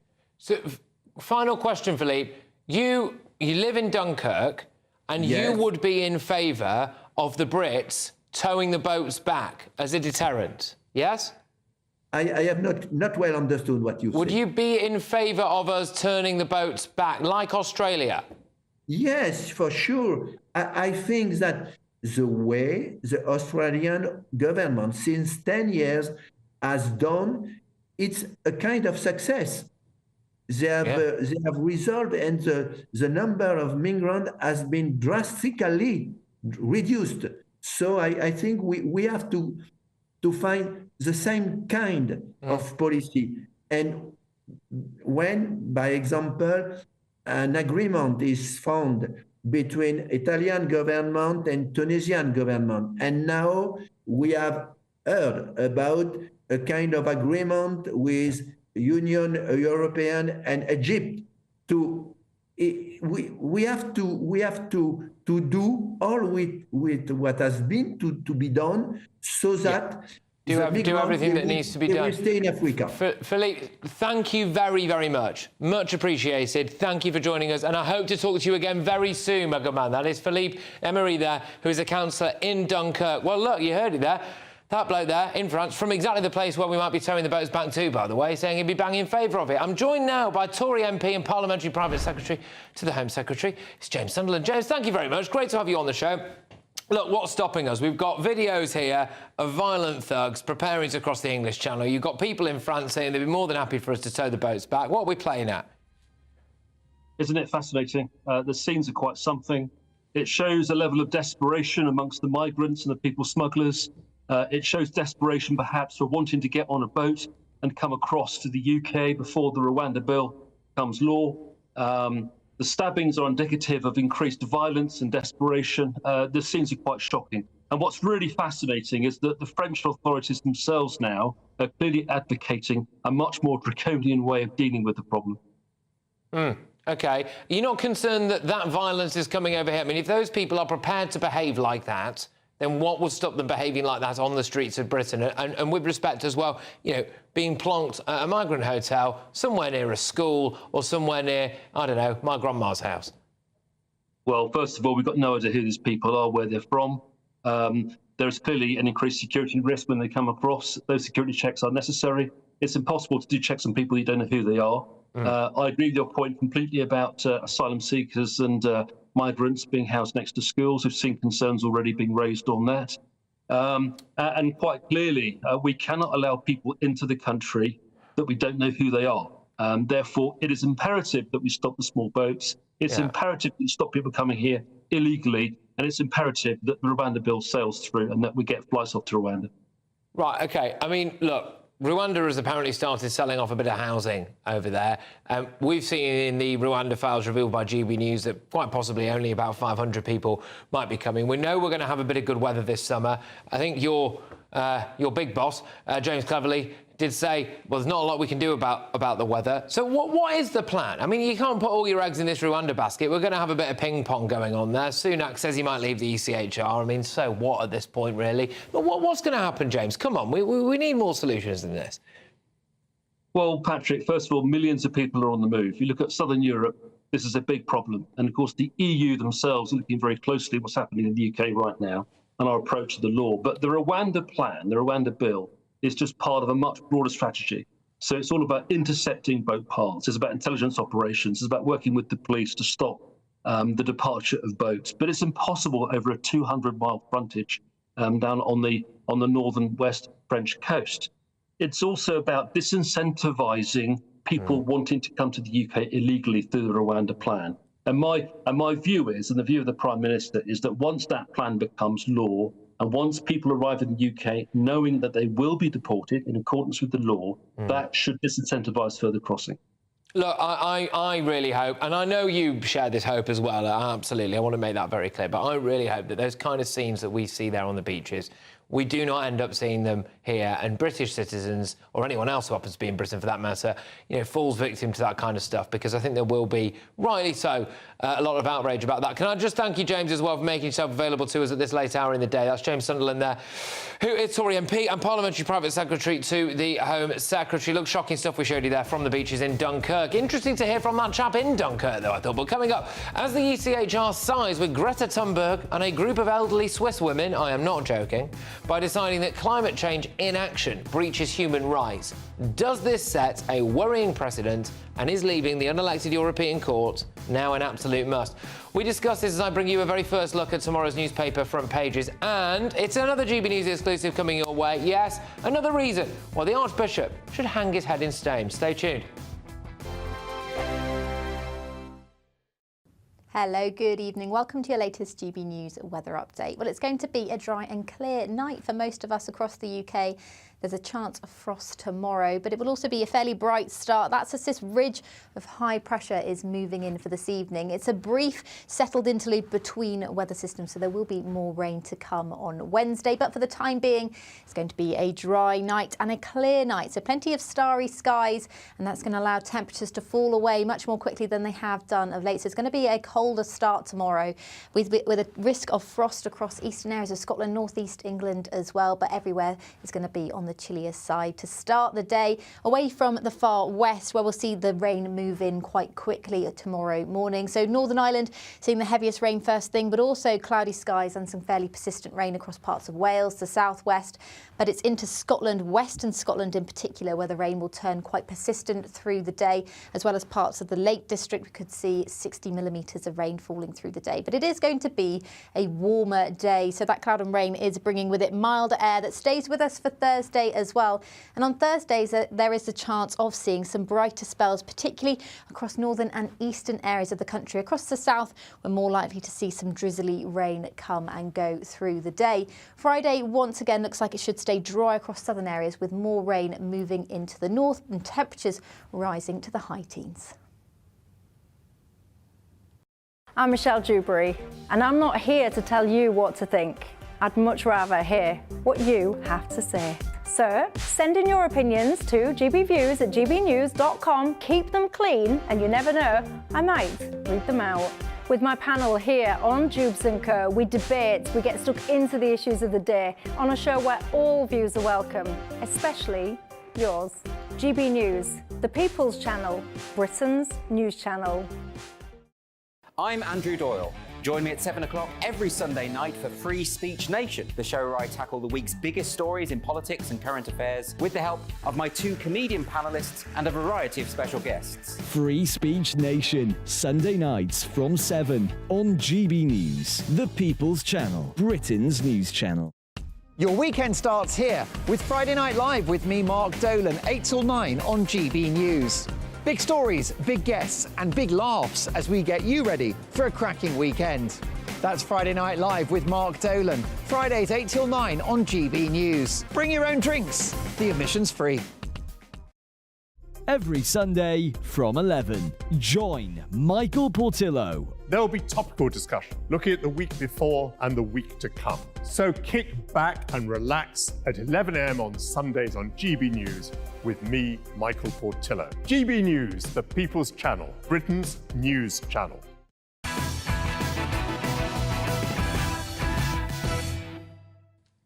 Welcome back to Patrick Christys tonight on GB News, and it's time to bring you a very first look at tomorrow's front pages. Let's do it. Well, there's a big story on the front of the Metro. Row over decaying hospitals. Rats infest NHS wards. Apparently 18,000 pest cases in 3 years. We've got cockroaches, flies and maggots. Insects are biting the legs of staff. Well, there we go. The Eye. Public finance mess prevents spending spree after the election. Labour warns, excuse me, but I think Labour are getting their excuses in a bit early here, aren't they? Oh, sorry, it's so awful, we can't do anything. Oh, there we are. OK, let's go to the Daily Mail. At last, a voice of sanity on children and trans dogma. It's another big story, this. Landmark report on gender care.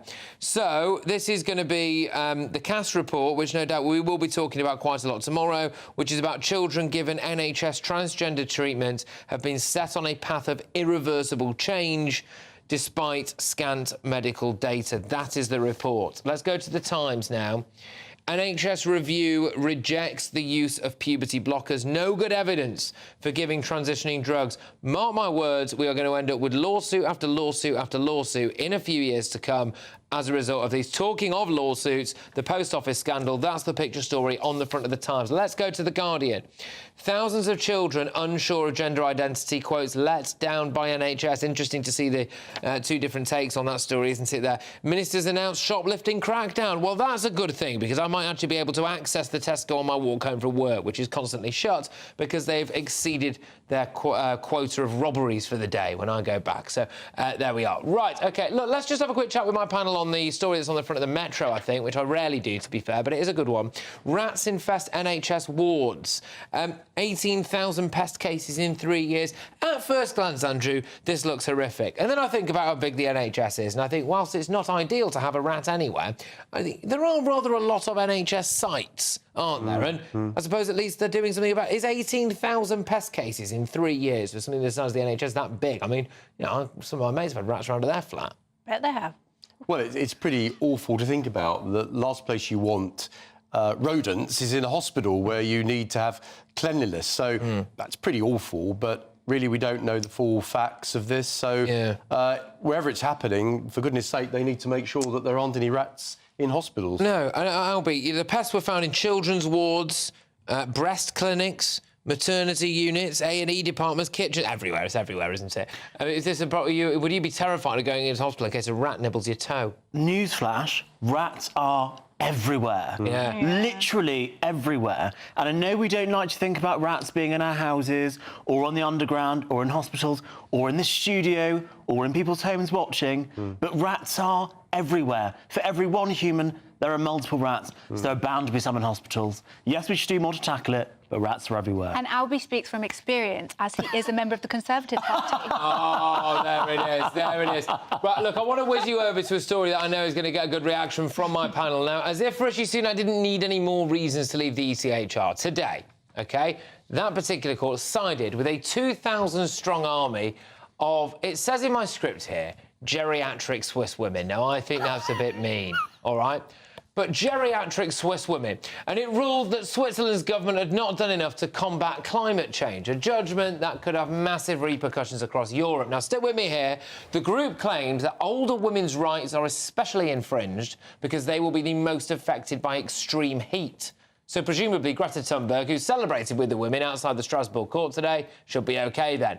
Now, look, this is a little bit silly, isn't it? And Andrew, this has to be yet another reason to leave the court, doesn't it? I mean, they're saying that any nation now could essentially be hauled before them and fined for not doing their bit for the climate.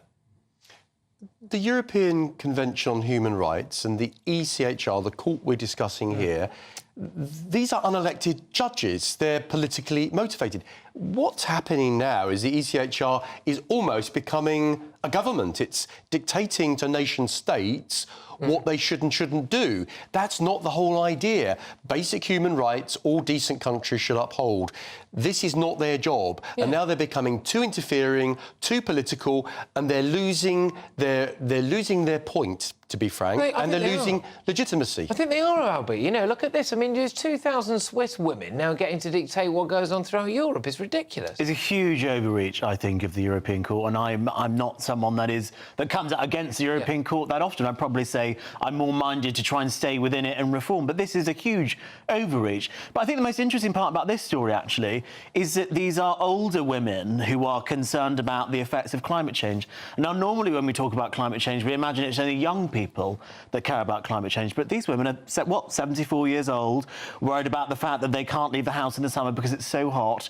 It's just an interesting way to think about climate change, that older people actually care about this, not just young people. It is interesting. I mean, look, any court, really, seriously, that wants to side, Amy, with, gleefully side with, the likes of Greta Thunberg, I'm sorry, we shouldn't be a part of that. I honestly think this is a great demonstration of why we have the ECHR to protect citizens from the actions of their governments. And what is the Swiss government doing to harm its citizens? Well, they're not honouring the Paris Agreement, and this was the whole complaint and the thing. So all they need to do is act upon their climate inaction and be within the 1.5 degrees emissions or whatever. What happens? And I think this actually sets a precedent. But Amy, don't you see the democratic problem here? Surely the Swiss government are elected to make laws in Switzerland. Exactly. It's not for the ECHR to impose laws. But that's exactly why we need the ECHR, isn't it? In case our government sets some batty thing that's going to harm citizens. No, because the citizens are being harmed, and that's been proven. But what happens when Africa develops and they're emitting loads of carbon, so they've got better standards of life,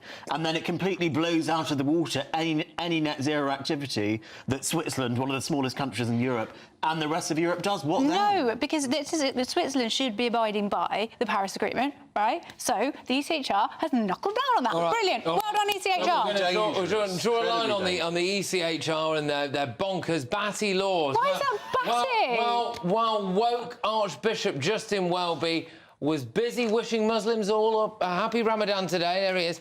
Over in Azerbaijan, more than 120,000 Christians and ethnic Armenians have been forced from their homes after the Azerbaijani army launched an offensive on the disputed territory in December last year.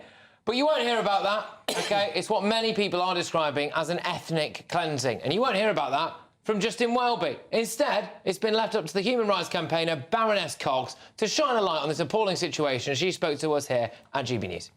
Azerbaijan began ethnic cleansing of all the Armenians who lived in Nagorno-Karabakh, and they left in their thousands. I was there. I saw them come. It was heartbreaking. And they have their homes, their homeland, they have their farms, they have their property there, and they had to up and leave just with what they could carry. People were killed, and we have met some of the people who were wounded in that situation. And so it was a military offensive, and the Armenians need protection if they're going to return to their homeland. But they do need to go back, and I hope the international community will recognise this for what it was, ethnic cleansing. Christians in our own country sometimes are not as active as they might be in support of people suffering persecution.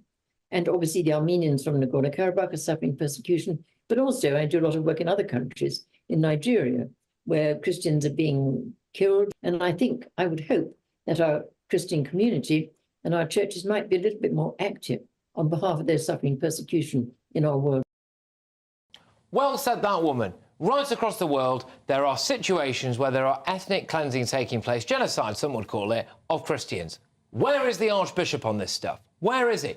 Coming up, as a woman was turned down for a job at a tech company for not wearing makeup, should someone be rejected for a job based on their appearance? We discuss as I deliver more of tomorrow's front pages. And I'm just going to tell you right now, there is an absolute corker on the front of the Mirror. I'll bring you that soon.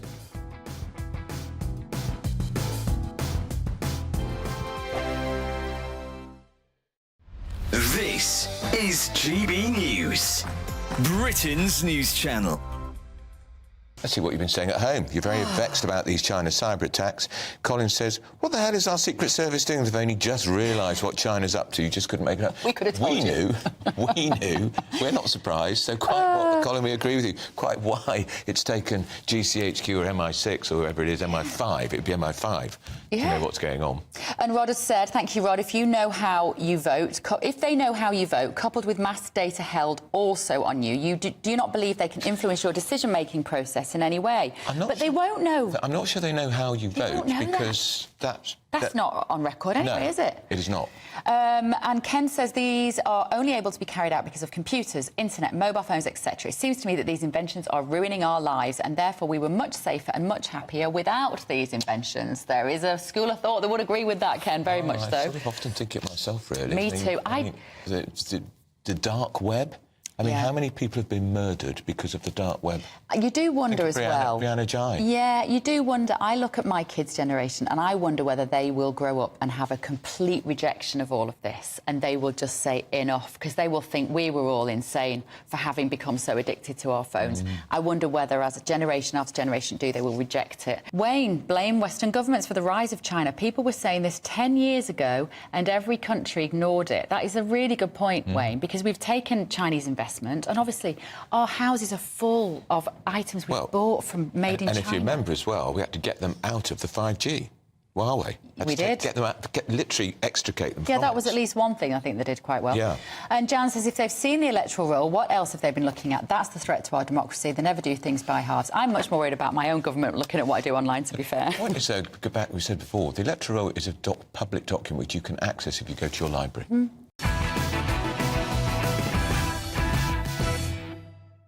Welcome back to Patrick Christys tonight. I have got more front pages for you. Let's do it. So, big one on the front of the Sun. Blue Peter they've gone with. They say it's a royal exclusive. The late Queen's favourite grandson is in a love split. Princess Anne's son, Peter Phillips, has suffered fresh royal heartache after splitting from his girlfriend. So there we go. That's on the front of the Sun. The Mirror. Danny Murphy, cocaine took over my life. Well, there we are. Plus, Champions League terror fears. That's on page 7 of The Mirror, anyone who fancies delving into it. But Danny Murphy, it appears there, being very, very open about what apparently is a devastating, or was, I should say, probably, a devastating cocaine addiction. The other story on the front there is the Post Office scandal inquiry. Mr Bates versus the, quote, thugs in suits. Alan Bates electrified the Horizon IT inquiry. There we go. The Daily Telegraph, also the picture story is Alan Bates. He's on the front of at least 3. I'm just looking at the Express. I had 4 newspapers tomorrow, so he's done very well for himself. The NHS review all trans treatment. We've spoken about that. This is the Cass report. It's out tomorrow. We got ahead of the game here on this show. It says that evidence for letting children change gender based on shaky foundations should never really, I think, have been allowed to happen.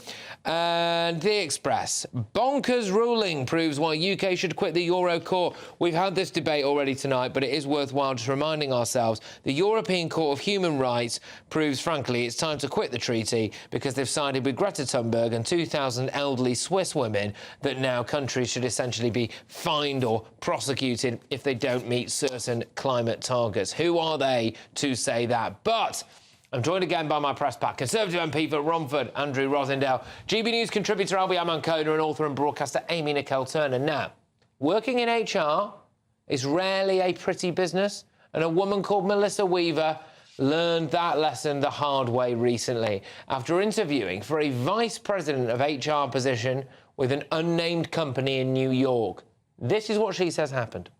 So I interviewed for a job earlier this week. The interview went so well. Every question she had, I had a great answer for. I used to work in recruitment. I know how to interview. So I thought it went great, but then I get an email from the recruiter saying that I'm not going to be moving on to the next round. And I emailed her back and asked for feedback. And she said that while my background was exactly what they were looking for, my experience lined up with what they need for the position, she was concerned that for my interview, I hadn't put in enough effort in my appearance given the level of role I was interviewing for. So my question is, does not wearing makeup for women to job interviews or to jobs make it seem like they aren't putting as much effort or care into their job? Amy, is it fair enough to not give a woman a job because of her appearance? I think that's fairly discriminatory, isn't it? Unless the job is about your appearance, you know, and it's clearly stated in a job application that we're looking for, say, I mean, if she was applying to be a Victoria's Secret model, probably her appearance is relevant. Well, I'm sorry, but at the moment it seems to be... Look at some of the adverts. I'll just say it. That's subjective. I'll say, you know, look, come on, it's a widely said thing that, you know, you do look at some of the posters for some fashion brands and you think, how have you got that job? But Albie, thankfully, getting me out of trouble, you're now grinning, so I'm going to pass it over to you. Do you think it's possible that people should be turned down for a job based on, you know, makeup? Well, we don't know that it was makeup. All that we know is that was said... No, hold on. We know that what she said was that... They said that she didn't put enough effort into her appearance, and I think... No, but she said she was wearing earrings and had done her hair. Okay, so it's fine, but to these people, she wasn't putting enough effort into that. What's that got to do with the tech sector? Appearance. Yeah, but the point is, there are some criteria that you have to meet in order to do certain jobs, and if having pride in your appearance, whether or not that's the clothes you wear, the products you put on your skin, how you do your hair, we can't get to a point where employers aren't allowed to say, well, no, if you're not putting pride into your appearance, you can't do this. Have either of you two ever had your appearance commented on in a job interview situation or afterwards?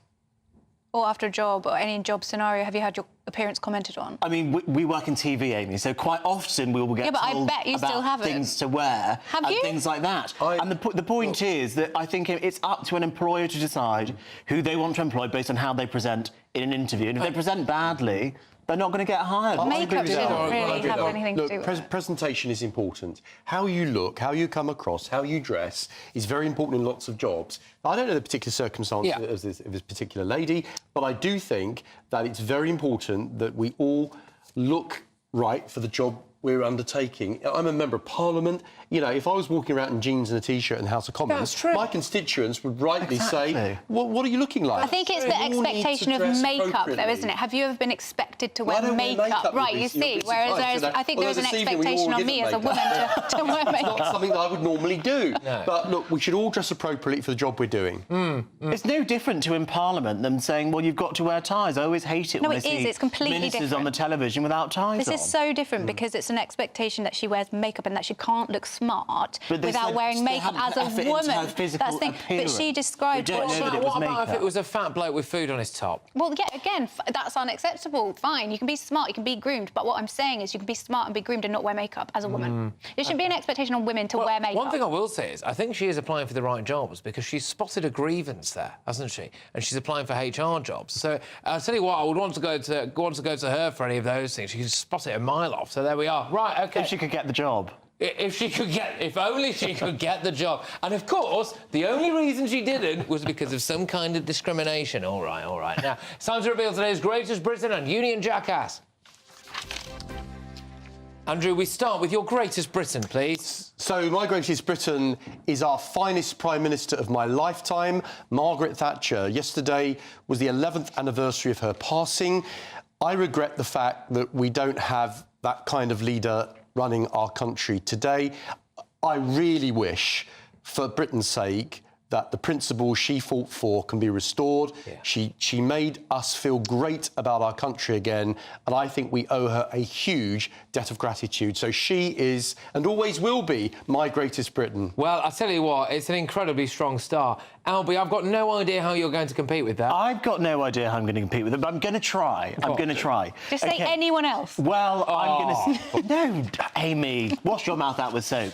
No, my Greatest Britain, honorary Greatest Britain today is Beyonce, because she has released her new album, Cowboy Carter. It's gone to #1 in more than 20 countries. It's her 8th consecutive #1 album on the Billboard Hot 200 albums chart. What? And, well, Andrew Rosendale's it's a an big American chart.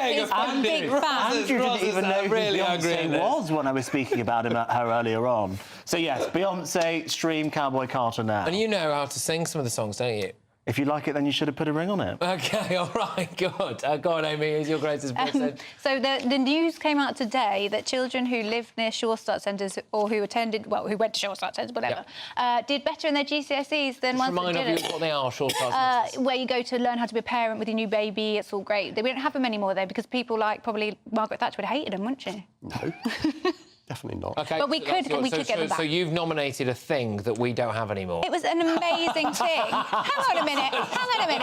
People ask for evidence. The evidence that Sure Start centres are an amazing policy and should come back. The proof is in the pudding. Amy, it's not winning. Okay, right. So we're going to go. I'm sorry, good stuff, but give it to Beyonce. It's not Margaret Thatcher. There we go. Right. Okay. Union Jackass time. Go on. Well, I want to give the Union Jackass to these ex-Foreign Office officials that think we should abolish the Foreign Office and be embarrassed about our incredible history, change it to something called the International Relations Office or something ridiculous like that. I think we should be proud of British history, and the Foreign and Commonwealth Office has played a vital role in that. OK, go on then, Abby. Zara Salim. Firstly, because she spelt her name wrong. It's spelt with an X rather than a Z, so I don't know what that's all about. But anyway, this woman is a 23-year-old Black Lives Matter activist who organised a protest that got the Colson statue toppled. She embezzled thousands of pounds from people thinking they were giving to charity. Awful woman. OK, all right, strong stuff. Go on then, Amy. It's Jeremy Hunt. OK. Because when Willie Ragg had his old blackmail thing, he said he was courageous and wonderful and praised him, and I just thought that was utterly bizarre from our Chancellor. You know, I actually do agree with you on that. It's the closest you've ever been to winning something, and I actually kind of now wish that I had done it. But it's Zara Salim. There we go. Right, OK, look, thank you very, very much, everybody. Thank you. I've thoroughly enjoyed tonight's show. I'll be back tomorrow from 9 p.m. Up next, it's Headliners. They're ready to rock and roll. I will see you tomorrow. A brighter outlook with Box Solar, sponsors of weather on GB News. Hello, good evening. Welcome to your latest GB News weather update. Well, it's going to be a dry and clear night for most of us across the UK.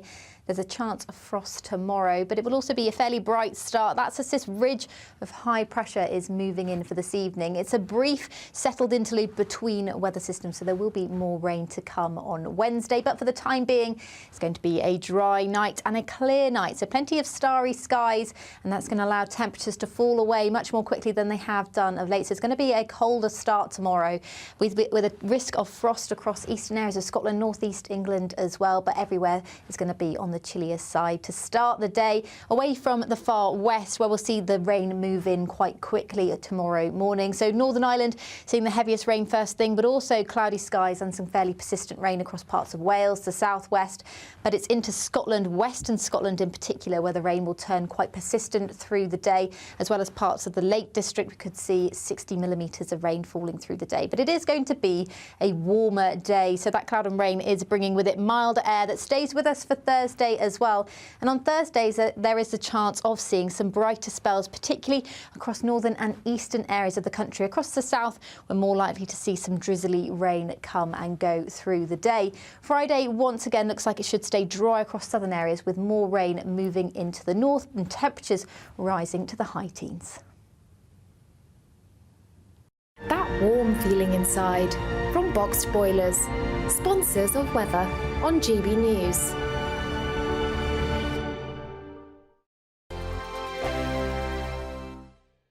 Variety Cruises have been sailing since 1942, and thanks to them, you could set sail in 2025. You have the chance to win a 7-night small boat cruise for two worth £10,000. With your flights, meals, drinks and excursions included, you can choose from any one of their 2025 Greek adventures and find your home at sea. You'll also win an incredible £10,000 in tax-free cash that you can use to make this summer spectacular. We'll also treat you to these luxury travel gifts. For another chance to win a prize worth over £20,000, text prize to 63232. Text costs £2 plus one standard network rate message. Or post your name and number to GB04 PO Box 8690 Derby DE1 9TT. UK only. Entrance must be 18 or over. Lines close at 5 p.m. on the 26th of April. Full terms and privacy notice at gbnews.com/win. Please check the closing time if listening or watching on demand. Good luck. GB News Breakfast, every day from 6 a.m. Do you mind if I ask you a little bit about Sebastian? It really amazes me how a mother who can lose a child in such a shocking and unexpected way, so little, so precious, can then turn that grief into something so positive. How did you find the strength to get up, get a camera crew, as you say, travel to the other side of the world and investigate all of this? I was angry at Sebastian for dying. You know, you feel like saying, God, 32 years later, and I can still get very, very upset about it. I was angry that something that while he was born and lived with me and slept and then died, they were actively campaigning in New Zealand to try and stop this happening because they had a very high cot death rate there. They had the lady, the Anne Diamond, if you like, of New Zealand, a television presenter called Judy Bailey, went on telly every night and said, if you're just about to put your baby down to sleep, put him on his or her back, not the tummy, and this will help. And their cot death rate plummeted. And I went out to New Zealand and met her, and it was anger that drove me to come back and demand that we have the same advert here, the same campaign. And of course, I got all this complete nonsense from the Department of Health saying, you know, oh, young mothers do not watch television, I was told. In other words, while New Zealand mums were being told how to save their babies' lives, we actively denied British mums that advice during the time that Sebastian and others were dying. And the other point, I suppose, to make is it's helpful to educate all generations, because when I had my babies, my mum would say, oh, he's not settling, just stick him on his tummy, he'll be much happier. That's what we did with you. And we had to say, well, things have changed, and, you know, but it's about educating everybody, because it's not just the mums that get their hands on the babies. Join me, Camilla Tominey, every Sunday at 9:30 when I'll be interviewing the key players in British politics and taking them to task. This report basically says that he's not fit to stand trial. With an upcoming election looming over Westminster, now is the time for clear, honest answers. I agree. And that's precisely what I'll get. Is he indecisive? Incompetent? That's the Camilla Tominey Show at 9:30 every Sunday on GB News, the People's Channel, Britain's election channel.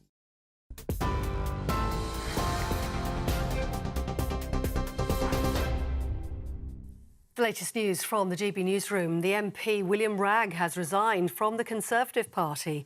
I can tell you that also in that news this evening. Apologies, my autocue's got stuck. I was trying to cover up, but it hasn't worked. But it's caught up now, and I can tell you he'll now sit as an independent MP in the Commons. Last night, of course, he resigned from his position on 2 committees in the Houses of Parliament. Mr Wragg has claimed he was manipulated into sharing other politicians' personal numbers and emails as part of a Westminster sexting scam. He's since